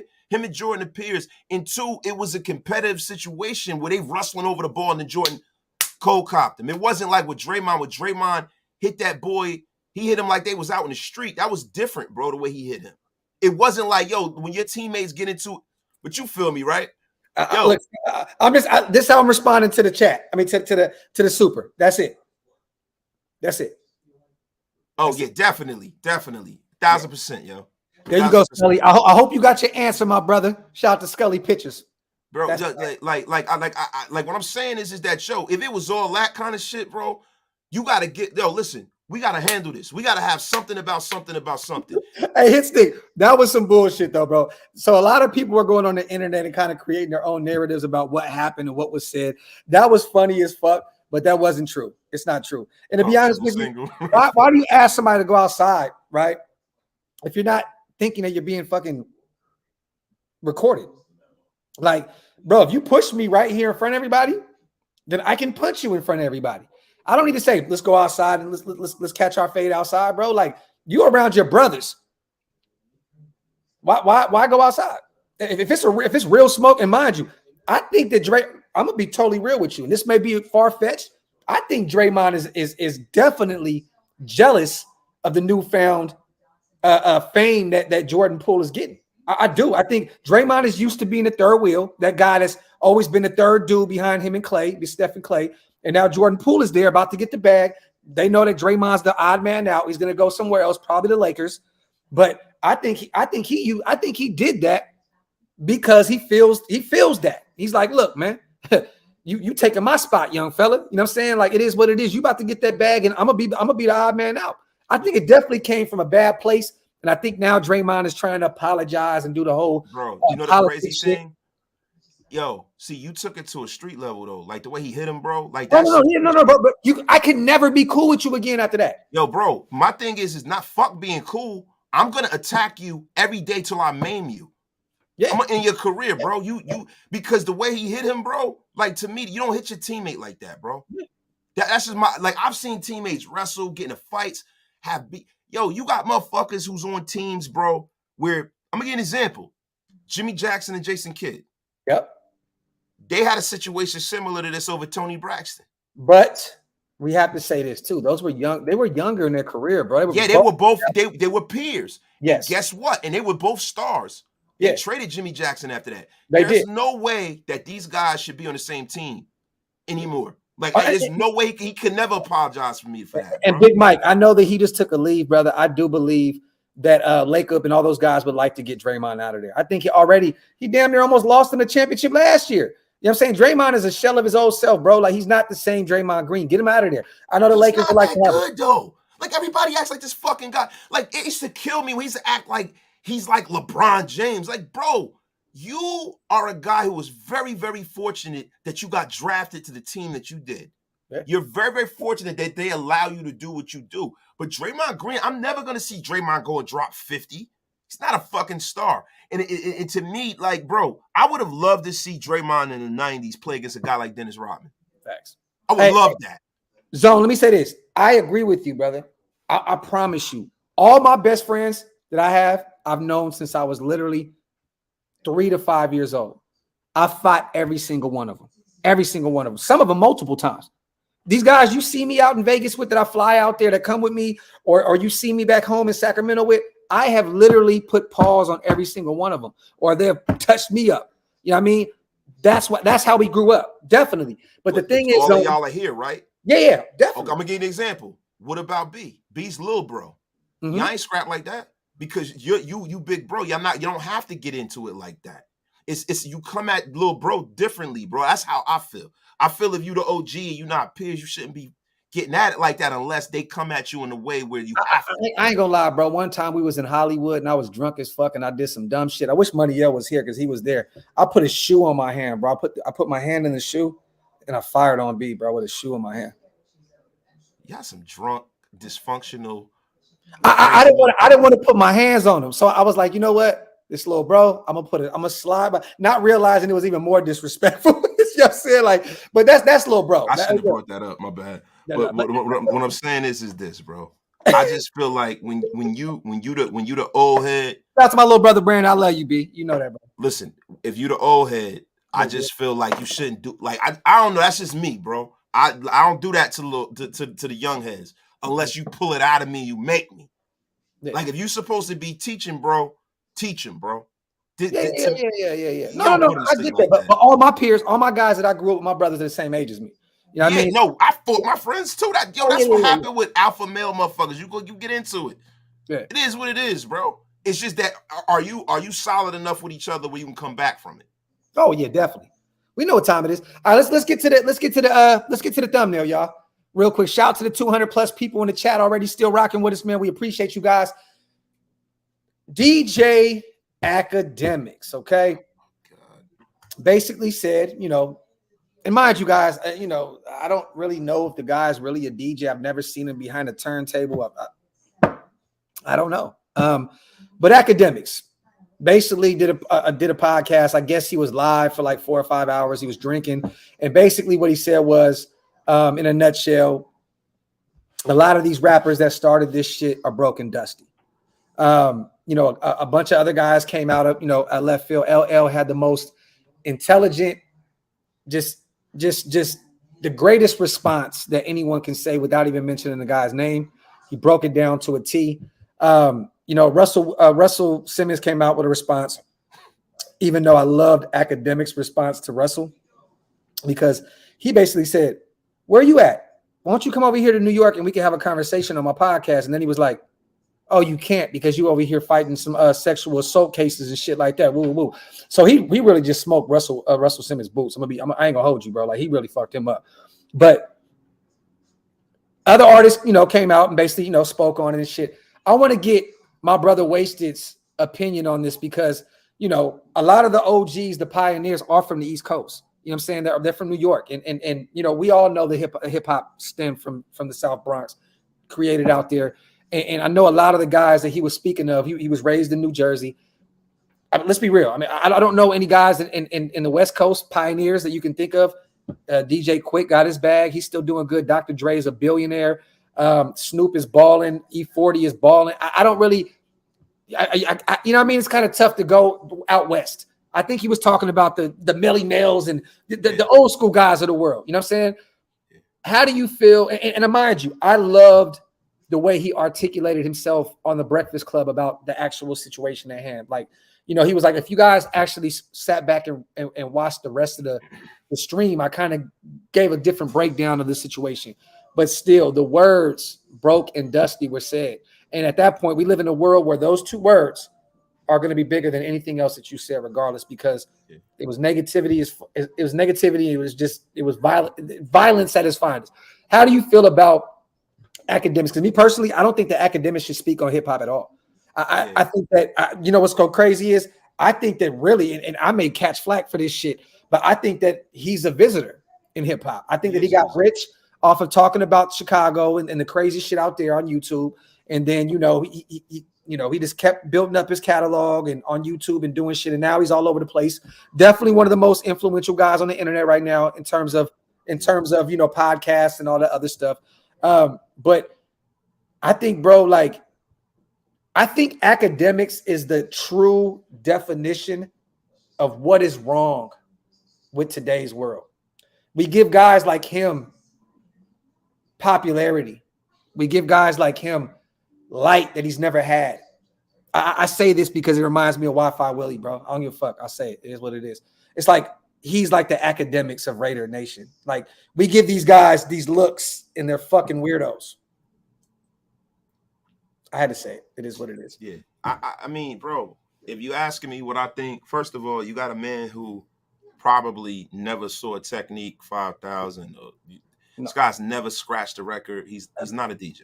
Never rocked the party. You know, he just put it in front of his name. So that goes to show you he's a visitor. He's not even from this country. His parents might have resided in New Jersey. He's not even from America, bro. He is beyond a troll and a grifter. And the problem with guys who don't know the rules and the manuscript of what hip hop actually was to what it's devolved into now is Academic is a guy that they've put into this industry and pushed forward for a reason. When you take the value out of something, bro, you make it easy to replace people. If you guys see what has happened in hip hop, right?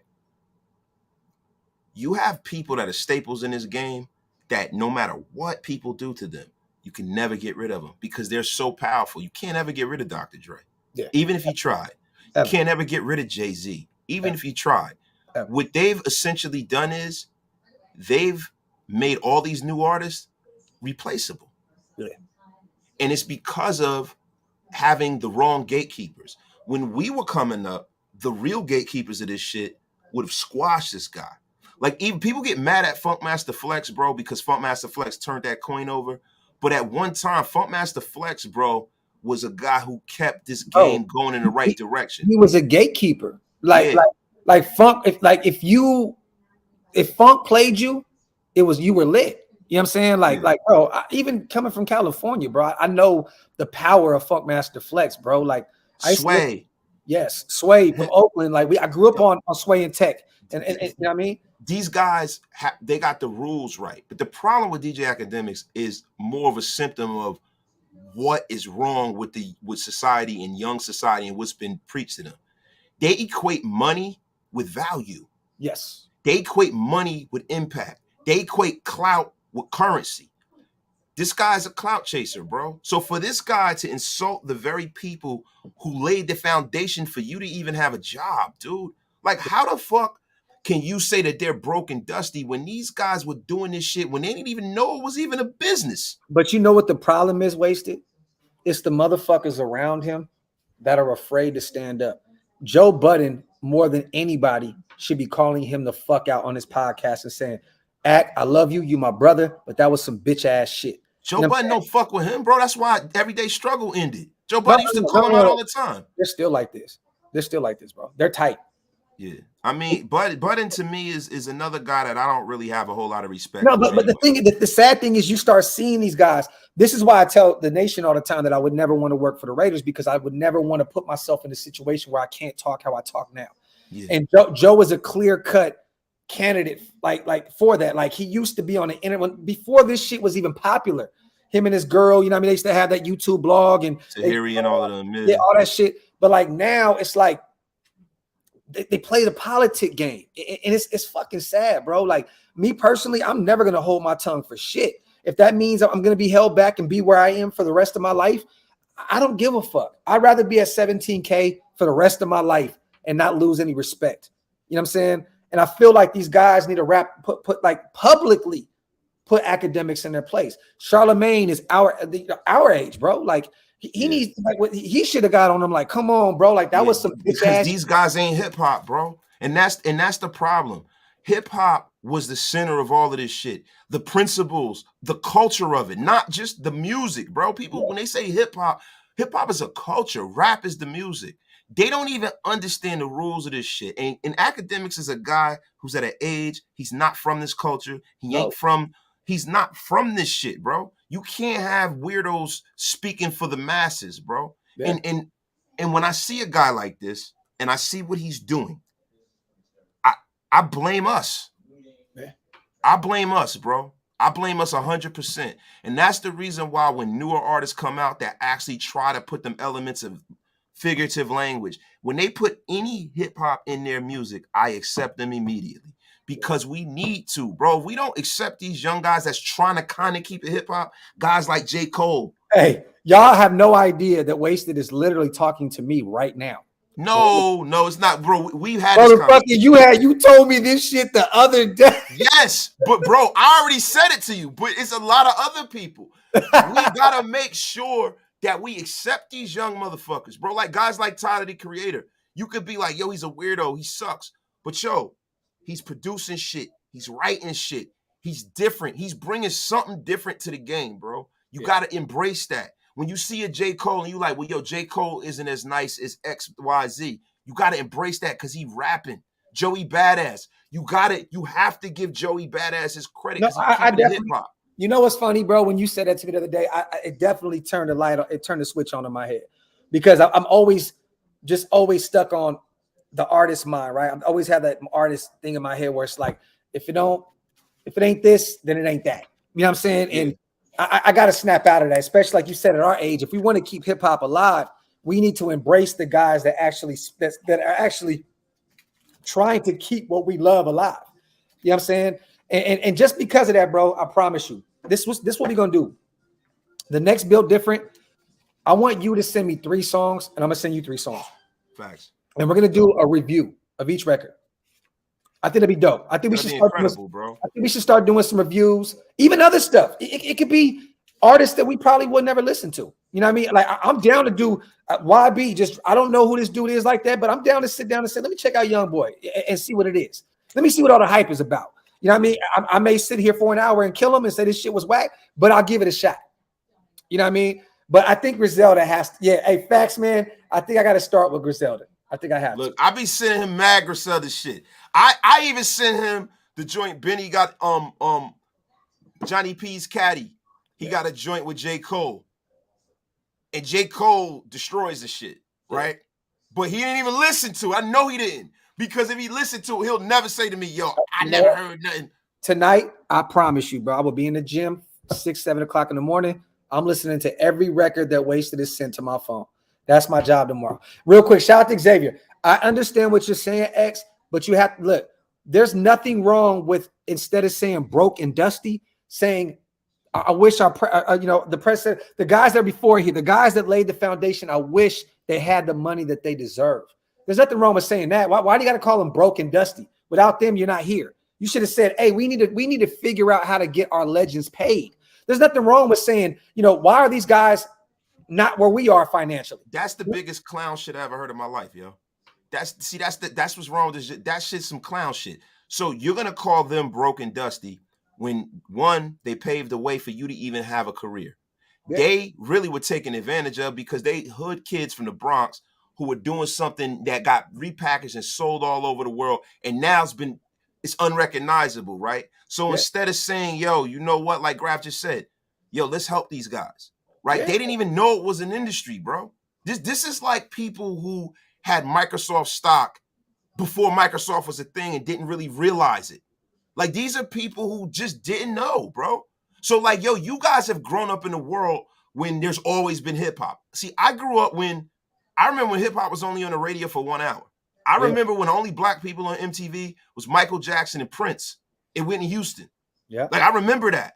I remember it was a big deal to have Run DMC on MTV. Like, I remember that vividly, dude.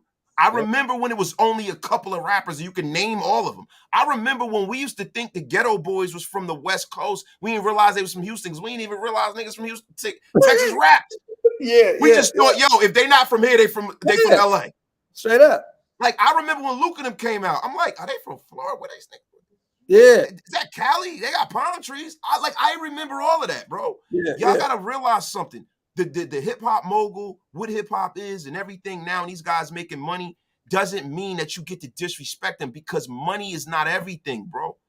Who they are and what they mean to hip-hop can never be disrespected. They are untouchable because without them, you motherfuckers wouldn't have half of the shit, the clothes, the coat, everything, the slang. You have none of that. I would tell you guys, they're untouchable. I would tell you this, and this is for me when I was 13, 14 years old when I started rapping, right? If I was a millionaire, if I had the money that Academics has, right? And I'm out and about and I see Mos Def, Kweli, Common, the guys that I grew up that actually made me want to rap. Like the guys that I listened to in Lyricist Lounge and all the other shit. And I was like, I want to rap. Like, I want to do this. If I seen these guys hurting, I'm going to pull them to me and say, bro, what do we need to do to get you guys right? Like, let's figure this out because y'all don't understand what you guys did for me and my development in hip hop. Like, I did this because of you guys. You know what I'm saying? When I wrote my first rap, I was listening to Sound Bombing. I was listening to that Eminem song on Sound Bombing. What was the record called? Grandstanding. Something with the yeah, I forgot about that. You know what I mean? Like I wrote my first rap listening to Sound Bombing. If me personally, if I see these guys, that would affect me. Like that would be like, damn, bro, what do we need to do to get y'all right? I'm not saying that it's my responsibility to take care of another man. I'm just saying that because of the influence and because of what they've done, I wouldn't be where I am because of that. So how can we not grab these guys up and say, what do we need to do in order to get them right? Whether it's a podcast, like even Lord Jamar out there doing this thing, got a podcast, and you know what I mean? All these other guys, what do we need? And mind you, real shit, y'all, I'm gonna be real. Some of these motherfuckers must just not have a hustle. Because if you got a name, shit, I know me personally, if I got a name in the industry, I'm gonna capitalize off of it. Period, point blank. Some of these guys may be lazy. And I'm not talking about them. Yeah, but see, bro, it's not about doing something for them. It's about not killing their earning potential. Yes. The difference. Like Jay-Z said, label owners hate me. I'm raising the status quo up. I'm overcharging niggas for what they did to the Cold Crush. Just for him saying that helped the Cold Crush brothers. Academic doesn't have to do shit for these guys. Yeah. All he has to do is just not shit on them. Because the thing is, you have people who only know who you are. You got people who are fucking 20. Like, yo, bro, my wife, I told you that lesson that my wife modeled, right? About with Talib Kweli. Mm-hmm. And she took lines from Talib Kweli's songs and had the kids read it. And the kids were like, yo, this shit is just bars. Who's this? I never heard. They don't even know who Talib Kweli is, bro. Yeah. They're seniors of high school. Like, it's certain people, yo, it's stuff that, like, I'll play around my daughter's friends and shit. I was playing fucking Jay-Z, not Jay-Z, Jadakiss Show Discipline off his first album with Nas. Yeah. And, yo, they're like, yo, this is crazy. The little girl was like, who's, I was like, yo, you don't know who Jadakiss, there's no way you don't know who Kiss. They don't know, bro. They don't.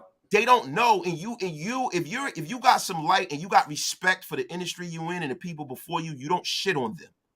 That's all I'm saying, bro. You don't have to do nothing for them. Just don't shit on them, bro. X, we hear you, bro. Look, hey, but I gotta say this, man. I don't know what you do for a living, but whoever built the foundation for what you got going on, you know what I mean? Say you taking care of your kids, you taking care of your wife, you taking care of everything from something that was built on somebody else's back. I would hope that you wouldn't disrespect them. You know what I mean? Like me personally, I come into the YouTube space. I'm not going to come out here and ever say, and Oos is my brother. So it's like, that's my fam. Like I love Oos, but I'm saying like, I wouldn't shit, especially publicly, on a Mikey Raider or a Samoan Raider or these other guys that were before me, because without them, this shit wasn't clicking. You know what I'm saying? Like it wasn't hitting. Yeah. It's even bigger with hip hop. You know what I'm saying? Like, bro, like hip hop, we always say this, like hip hop, everything always comes back to hip hop. Everything is hip hop. And for you to say this guy is broken and dusty, you know what I'm saying? Or woo, woo, woo. And we love you too, X. It's no shade. I'm just saying, like, you can't do that, bro. Like me being from Northern California, if I ever shit on E40, that is spitting in a goat's face. How? How could I do that? Because in Northern California, I couldn't rap. It wouldn't have happened without him. It wouldn't have happened without Master P moving to the Bay Area, learning his hustle out there. Like there's a lot of guys that I couldn't have did what I did without them before me. So it's just a respect. There's a code to shit that is missing now. That's the problem in the streets. Well, this is the same guy that actually was 6'9". That's like his best friend. Yeah. That's what I'm saying. That's the problem. Yo, this is a guy who was kicking it with a guy who had no talent, was running around, disrespecting people. Everybody. Thinking this cool. This is a guy who made fun of motherfuckers in Chicago who was getting murdered. Yeah. It's not funny, bro. It's not cool. You built your platform off of bullshit, and your whole life is bullshit. And then when you do it, you got security. You're untouchable. Yeah. Like it's almost like he's got the Secret Service around him because, yo, he's in a safe space, in a weird space where he ain't gonna be moving around out there, bro. He don't gotta move. What happened to fucking Taxstone and motherfucking Troy Ave will never happen to academics because he pussy. He'll never come outside.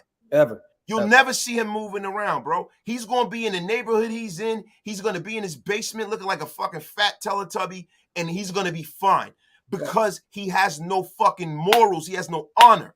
Yeah. That's the thing that's missing. There's no honor in shitting on people. Or let me ask you this, bro.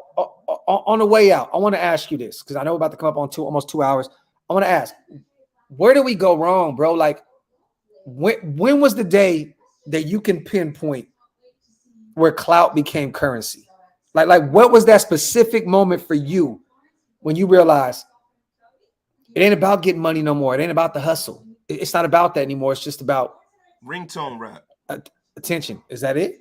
Ringtone rap, because ringtone rap and social media, the Kardashians, there's a lot of things that happen in culture that these kids have saw growing up. Yeah. They see people like that's the reason why, to be quite honest with you, like even what we do here with this, right?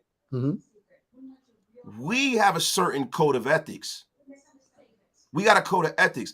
Like me, I'm never getting on YouTube and paying for views to a channel. I'm not doing that. Graphk will never, I will never ever do that, bro. I'm not talking about nobody else. I will never do that. You know what I'm saying? And even Diddy with the shiny shoe, at least he put the work in. Yeah.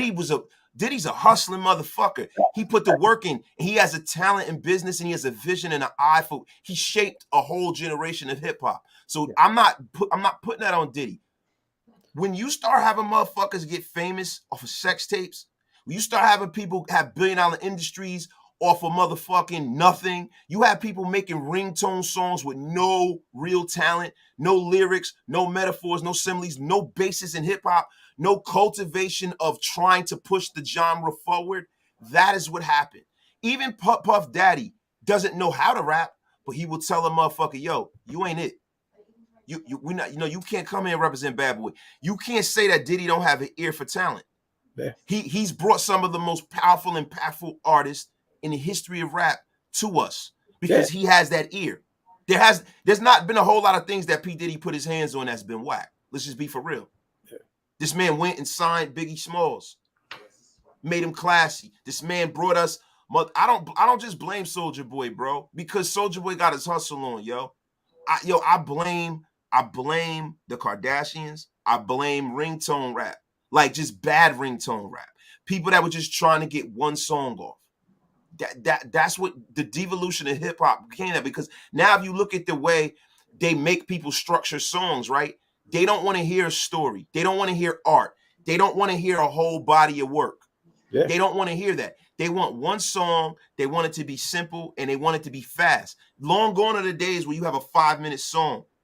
Like On the Road to Riches and Diamond Rings. You see what happened? You see what happened to Game, bro. Game decided to do hip hop shit, do 30 songs on his album, and he sold like 16, 17K or some shit in like the first week.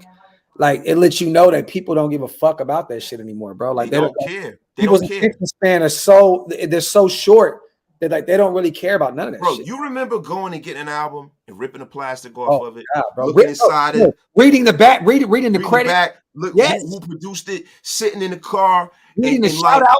Like yo, when the album first come on, like yo, like it's like a movie, like Doggy Style, Doggy Style. When it come, yo, like just the whole thing when you hear, you like you there with Snoop. You listen to the whole or the first Wu-Tang album, bro, Into the 36 Chambers, bro, or just yo, all of the fucking the NWA shit with the skits and just all of it. Biggie's first album, yo. Yeah. Give me the loop. Classic. Think about that, yo. Like, and then as the whole album builds, you can see the maturation of Biggie Smalls, bro.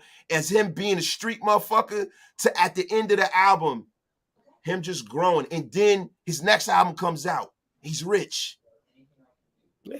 Like, you know what I'm saying, bro? Like, dog, I'm telling you, it's man. Funny, back then, bro, we could tell what guys hip hop changed their life. Like now, bro, like we don't even know because it's like it's all a glass menagerie. Like nobody, there's no rules of this shit. It's okay for you to come out and fake. Nobody cares if you don't write your own rhymes and you're one of the biggest artists in the world. If Drake had have come out in 1996 and one motherfucker said that they wrote one bar on his shit, he'd be over. Well, Drake would have been over before anyway because he's Drake. Like in '96, he wouldn't have caught on. Yeah, no way. The fact that bro, Rick Ross comes out like he's the biggest dope dealer in hip hop, and you come to find out he's a corrections officer. Nobody blinked. Yeah. Nobody cared that 6ix9ine can't rap. Nobody cared that he had fucking rainbow hair and he's a caricature of a thug, playing in people's face. Then he goes and then rats, and everybody still supports the guy. Yeah. Like, bro, there's no rules no more, bro. There's no rules. And to be quite honest with you, there's a few things to this. There's no OGs. And I'm not even talking about no gang shit. Just an older motherfucker that you respect. Like it's so bad that motherfuckers like me, sometimes you don't even want to be that because you don't know what's coming back at you. You don't know what a frame of mind. You got kids that are fucking 3 generations into fuckery. They in the house with their grandmother and their mother. My bad, brother. No, I'm just saying. I see everybody mentioning all these stores. Tower Records was the one I went to. We had Tower Records and we had Sam Goody. Sam Goody in the Florida Mall. Tower Records right across the street from the Florida Mall, right next to the donut shop and all that good shit. So those are the 2 spots that I went to. And Bill Gates, I have to say this: Drake is one of my favorite artists. I like in terms of I can get in the car and listen to Drake's music and enjoy it. I can get in the car tomorrow and drive to Atlanta for 11 hours and listen to most of Drake's music. I promise you that. Yeah, but as an artist, I'm gonna be like, it is what it is. Bro, you know what I mean? You can't tell me that you could put Drake Mike next to Hove and next to Pac. He's not in that pantheon for me, bro, because you can stay relevant because you cheated. You have a room of writers, bro. Yeah. That's why when people be like, Kanye West, one of the greatest rappers. No, he's not. Mm-hmm. Because Sahara Prince is writing your shit. Yeah. Motherfucking Consequence was writing your shit. Talib Kweli was helping you write your shit, bro. Nah, man, get out of here. No, you're not. Black Trump. Go ahead, bro. My albums used to be in Rasputin, right? The one in Berkeley. I used to have all my albums. I used to go pick up checks from them over there in Berkeley, right across from Cal. Facts. But go my bad, brother. Yeah, but bro, like that's the problem, dog. Like, Drake can have 100 million hits if you get every fucking hot young motherfucker and I like that sound. Yeah. 50 bands, like Quick QM. Now he got other motherfuckers writing for him, bro. Yeah, there's a difference. There's a line of demarcation, bro. And it's got to be rules. When you don't have rules, you have chaos. And that's what we have now in music and in hip hop. We have chaos right now. We have motherfuckers who are claiming to be R&B artists who can't sing a lick. Shit. They put a fucking effect on their voice, and we call them crooners and say they're the greatest artist of all time. Okay, so but let me ask you this then, because you told me to give these young guys a chance that's still trying to keep up, that trying to keep hip hop alive, right? The J. Cole's of the world, the just a bunch of artists that you named, the Kendrick Lamar's. R&B is the same shit, bro. Like some of these guys are still trying to sing, but it's never gonna measure up to the 90s that we love. Technology kills that because, like just think about the recording process now in the 50s and the 60s, right? In the 50s and the 60s, you wasn't cutting nothing. Play it again. They all got to be in the studio together. They got to have a rhythm section. The Funk Brothers, that's why Motown was so surgical, because the Funk Brothers was everybody's rhythm section. They played on all of the records. They would record the same song and it'd be 5 different artists recording. Like there's like 5 different versions of I Heard It Through the Grapevine. Yeah. Oh yeah. You know that, like the Glass Night, the Pips and everything, but Marvin Gaye's was the most impactful one. Yeah. So that's the one they rolled with. Yeah. So like, bro, that's the difference. Like there was no cheat code. There was no auto-tune. There was no, going back and adding an effect to the mic. That's why older artists, when they come on and they sing, it goes through you and lives in you and walks around, comes back at you and comes back through you again. Okay. That's why they did. You like, bro, I was listening to a Griselda record, bro, the other day, and I was it's a song too that I heard with Tyler the Creator in them. Right? They have to have Charlie Wilson sing on the hook. Mm-hmm. Why is Charlie Wilson at 75 years old still singing on current records right now? Because motherfuckers can't sing like that, bro. Yeah. They can't. And they'll never get to sing like that because they don't have to go through church. It wasn't easy to get a record deal. You wasn't able to just go on your computer and make a fucking terrible record and it catches on in social media and you go viral. People are more concerned about going viral and getting the wealth instead of being actually good at it. Because, yo, we live in a world, and I got to steal this from Deion Sanders, of likes. We want to get likes on our videos. Yeah. Because people just like stuff. But do you love it? Yeah. Motherfuckers, when we was coming up, and not to sound like get off my lawn, the old man, they loved what they did. They loved hip-hop. Yeah. They loved this culture, bro. And it was more important for them to be respected than for them to make money. And the money came later, bro. I'll end the love. I'll say this. This is why I don't give none of these new guys no credit for nothing. And maybe I'm disrespecting. When's the last time you seen a cipher, bro? And that's a problem. But when you outside in front of the building, rapping in a circle and everybody getting their shit off, that's hip hop, bro. Like none of these motherfuckers are gonna be outside rapping with each other and doing all that shit. Like that is rap, bro. And then when you see BET trying to put these guys together, and it's a fucking production. And they sitting there on their BlackBerry, on their phone. That's like, not a freestyle, bro. What you talking about? Terrible, bro. It's terrible. Like that. I used to love in high school getting out of my last period and walking up and being like, oh, I know everybody over there getting it in right now. So I'm about to get in there and jump in and get my shit off. Guess what? I'm the nicest. Yes. Because I used to do it. You come in and just destroy the shit and walk away. There's nothing feels better than that, bro. Yep. Nothing feels better than that. To the point where, like, yo, dude, people like I'm gonna tell y'all a quick story because I know we got to get out of here, yo. I never forget something, yo. My sister, it was a college in East Orange, New Jersey. It's called Uppsala College. Now they turned it into the high school. Yeah. My sister went to Uppsala. Now, Channel Live, y'all don't know who they are, but there was a group and it was a song they had with KRS-One. You right? Channel Live is from East Orange. Mm-hmm. They were like substitute teachers and shit, but then KRS-One signed them and they did a song called All We Do Is Spark Madism with KRS-One. Mm-hmm. So when they went back to Uppsala, because I think one of them went to Uppsala, whatever, they performed with Chris. Mm-hmm. And somebody was trying to talk slick to KRS-One, bro. And he flamed all of them. No, yo, flamed him because he's performing and he heard it. Because you know it'd be that little break in the music. I'll battle you. Yep. Everybody's like, oh, hold on. Get this young. KRS-One destroyed him on sight. And this is when KRS-One was all over the radio. KRS-One was a legend already. KRS-One was rich off of this shit. You can't come up to KRS-One to this day. KRS-One probably in his 50s talking that bullshit, bro. Yeah. KRS-One will rip your head off. You got artists now, bro, that are okay with somebody coming on a record and destroying them. They're okay with somebody writing their rhymes. They have no pride as an artist because they're not really artists. No. They're opportunists, bro. So it's a difference between artistry and opportunity. A lot of these guys get an opportunity to make money, bro. These dudes are not real artists, bro. I just listened to what's his name, who was just on Math Hoffa's podcast from Atlanta, Young Thug's homeboy. I missed it. What's his name? He was on Lifestyle. Not Thug and Gunner. No. What the fuck is his name? Rich Homie Quan. Rich Homie Quan was on Math Hoffa, and this is when I realized, and mind you, Atlanta is my second home. I spent about 10, 12 years in Atlanta. I love Atlanta. When he said, see, y'all New York motherfuckers, you know what I'm saying?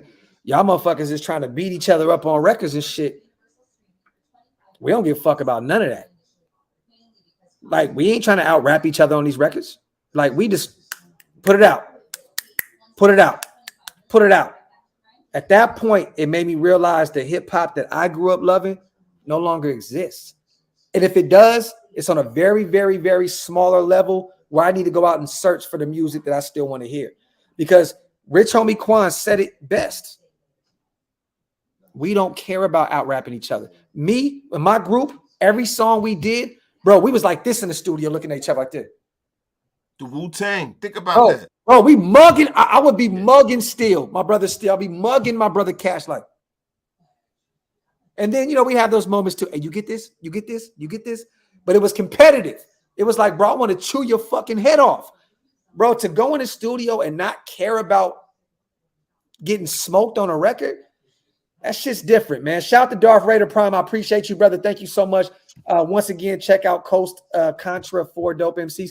Send me something on IG, my brother, at Graphk916. I would love to check it out, and I'll make sure to forward it over to my brother Wasted as well. What you got to say, bro? I got to say this, man. The more things change, the more they stay the same, right? We are going through a low part of hip-hop, but guess what? It can't continue this way. And what's starting to happen is, and I got to give the West Coast their credit, the West Coast is bringing hip-hop back. The West Coast is bringing real hip-hop back. I'm going to say it right now, and I know people, because I'm from the East and everything, the West Coast is bringing hip-hop back. And it's going to happen very, very soon.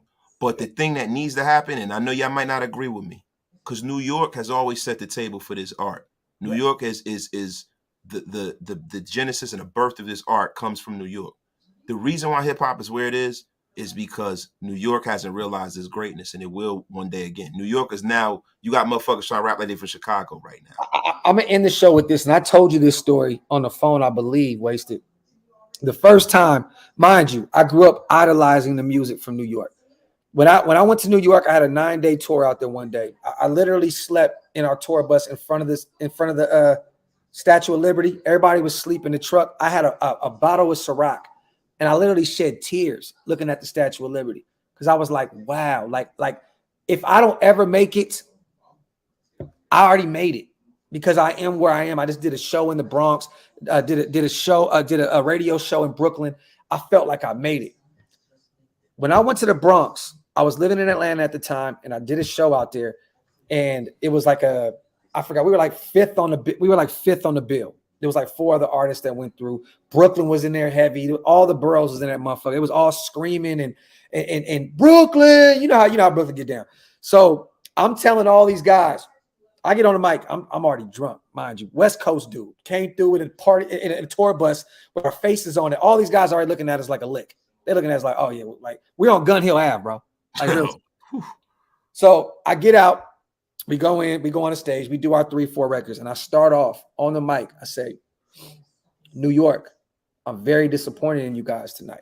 And my brother still looked at me instantly like, oh no, bro, we about to get shot in this motherfucker. I said, I live in Atlanta. I'm from the West Coast. I said, and all I've heard in this motherfucker thus far is Atlanta. I said, y'all need to change that shit because this shit is like really fucked up.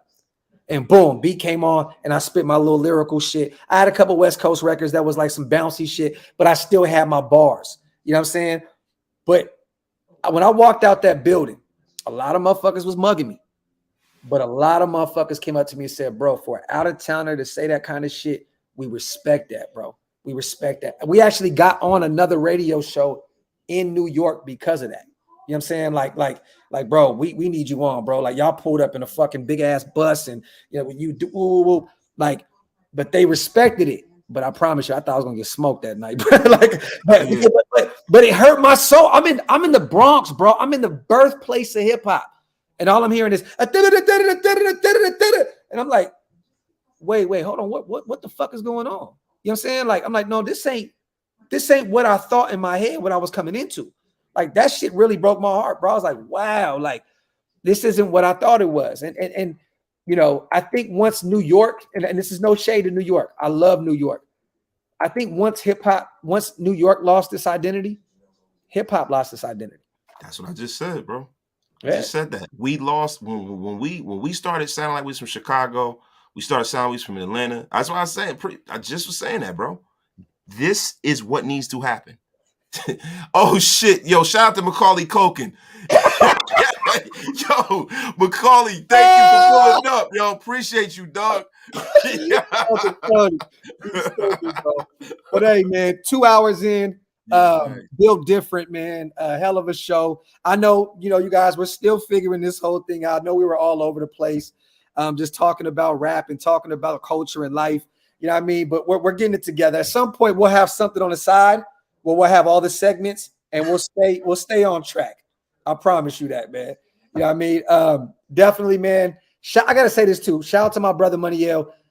We changed the time on him about 3 or 4 times, me personally. So I know he had a lot of other shit going on, so he couldn't make it tonight. That's probably why he didn't pop up. it's on me. We had a rough week. I know Wasted has been busy, and I've been busy with my family. But we're gonna be back. We're gonna do more of these. Definitely more of these. Build difference. This is gonna be something that I want to do. Shit, 3 times a week if possible, man. Yeah, you know what I mean? Yeah, my man, the facts with Instead of Griselda. Yo, listen, he on Griselda. See, the facts, man. When you say young rappers and you say Griselda, they're not young, bro. They're our age. They just been in prison and shit. Yeah. Benny the Butcher, like 35 or some shit. I think the Machine like 38. Like they not young, bro. Like so they from our era. They just motherfuckers that got on late. Yeah. So that's the sorry, I mean I know you ending the show, but that's the thing. But bro, the thing is this. I can rap right now, right, and drop a record where I go stupid. I spit my heart out. It's just some crazy shit. And then you look at it, and you're like, you got 5,000 to 10,000 views. And then you watch these other guys, Ice Spice, that just ate the pussy for lunch. He's a munch. And you got a fucking billion views on YouTube and Spotify and all the other shit. That's what's about to happen. Now, you know what's gonna take hip hop over, y'all? Remember, Wasted been told you. Female rappers. And I think almost every female rapper like ever has always been kind of whack to me, right? Female rappers are gonna take hip hop over, bro, because we are so fucking enamored with tits and ass and put like, yo. When you get the video girl rapping, what's better than that? Remember we were just watching videos for booty? Yep. Now we got the big booty bitch rapping now. There you go. So, all right, we'll talk about that later. But hey, shout out to everybody in the chat. We do not play tomorrow. We play Monday night, you guys. Remember that. I know it's kind of weird because, first Monday night game, but we do not play tomorrow. We play Monday night. And I'm doing a live. We're doing a watch party. So you guys stay tuned for that. And then tomorrow, you guys, if you guys want to pull up, I know if you get some time too, Wasted, I would love for you to pull up, bro. I'm doing the St. Jude's show tomorrow. I'm gonna have the football games on behind me, and we're just gonna shoot the shit, talk about the Raiders, talk about football, and just shoot the shit and try to run up a bag for these guys. You know what I'm saying? So once again, man, my brother, you already know, Wasted. I love you to death, King. I love this shit, bro. Like we get a chance to talk rap and talk because we all we do is talk Raider football, bro, all the time. And it's like sometimes it's always good to go to our second love. You know what I mean? And be able to break this shit down sometimes, man. So shout out to everybody, man, that's with us, that's understanding that we're trying to do something different here and we're trying to build another platform up. You know what I mean? And we appreciate you guys. And if you guys want more of these, remind us, and we trust me, we'll continue to keep dropping more of these. Ideas too. Whatever y'all want to, we with it. Like this whole female rapper thing, that'd be a good one. Yeah. Hey, we're Raiders, so anything is Raider related when we talk. At the end of the day, it don't matter. Yeah, facts. You know what I mean? But yeah, hey, I would love that. We could definitely talk about female artists. And I'm not talking about the old ones, MC Lyte, Queen Latifah, all of them. No, they're out of it. I'm talking about the past 20 years. Give us some homework, you guys. If you guys have any ideas, leave some comments in the comment section of the once the video is up, and hit us in the inbox. Let us know what you guys want to hear, and we'll definitely break it down. But I'm thinking for now on, moving forward, we'll do a show where we break down what happened this week in hip hop. You know what I mean? And what happened in sports. It's easy call. You know what I mean? We can just break this shit down, give our opinion, and keep it pushing. You know what I'm saying? With that being said, Nation, love you guys. Didn't ask you one time to do it, but wipe them feet. Whether you're on Wasted's channel or Doc's, hit them thumbs up, you guys. It definitely helps both channels, and subscribe to both. Whether you want Raider Nation Unlimited, you know what I'm saying, we're Wasted, or you over here, DOX ENT, subscribe to both. We are definitely built different, and we love y'all. We outro. One.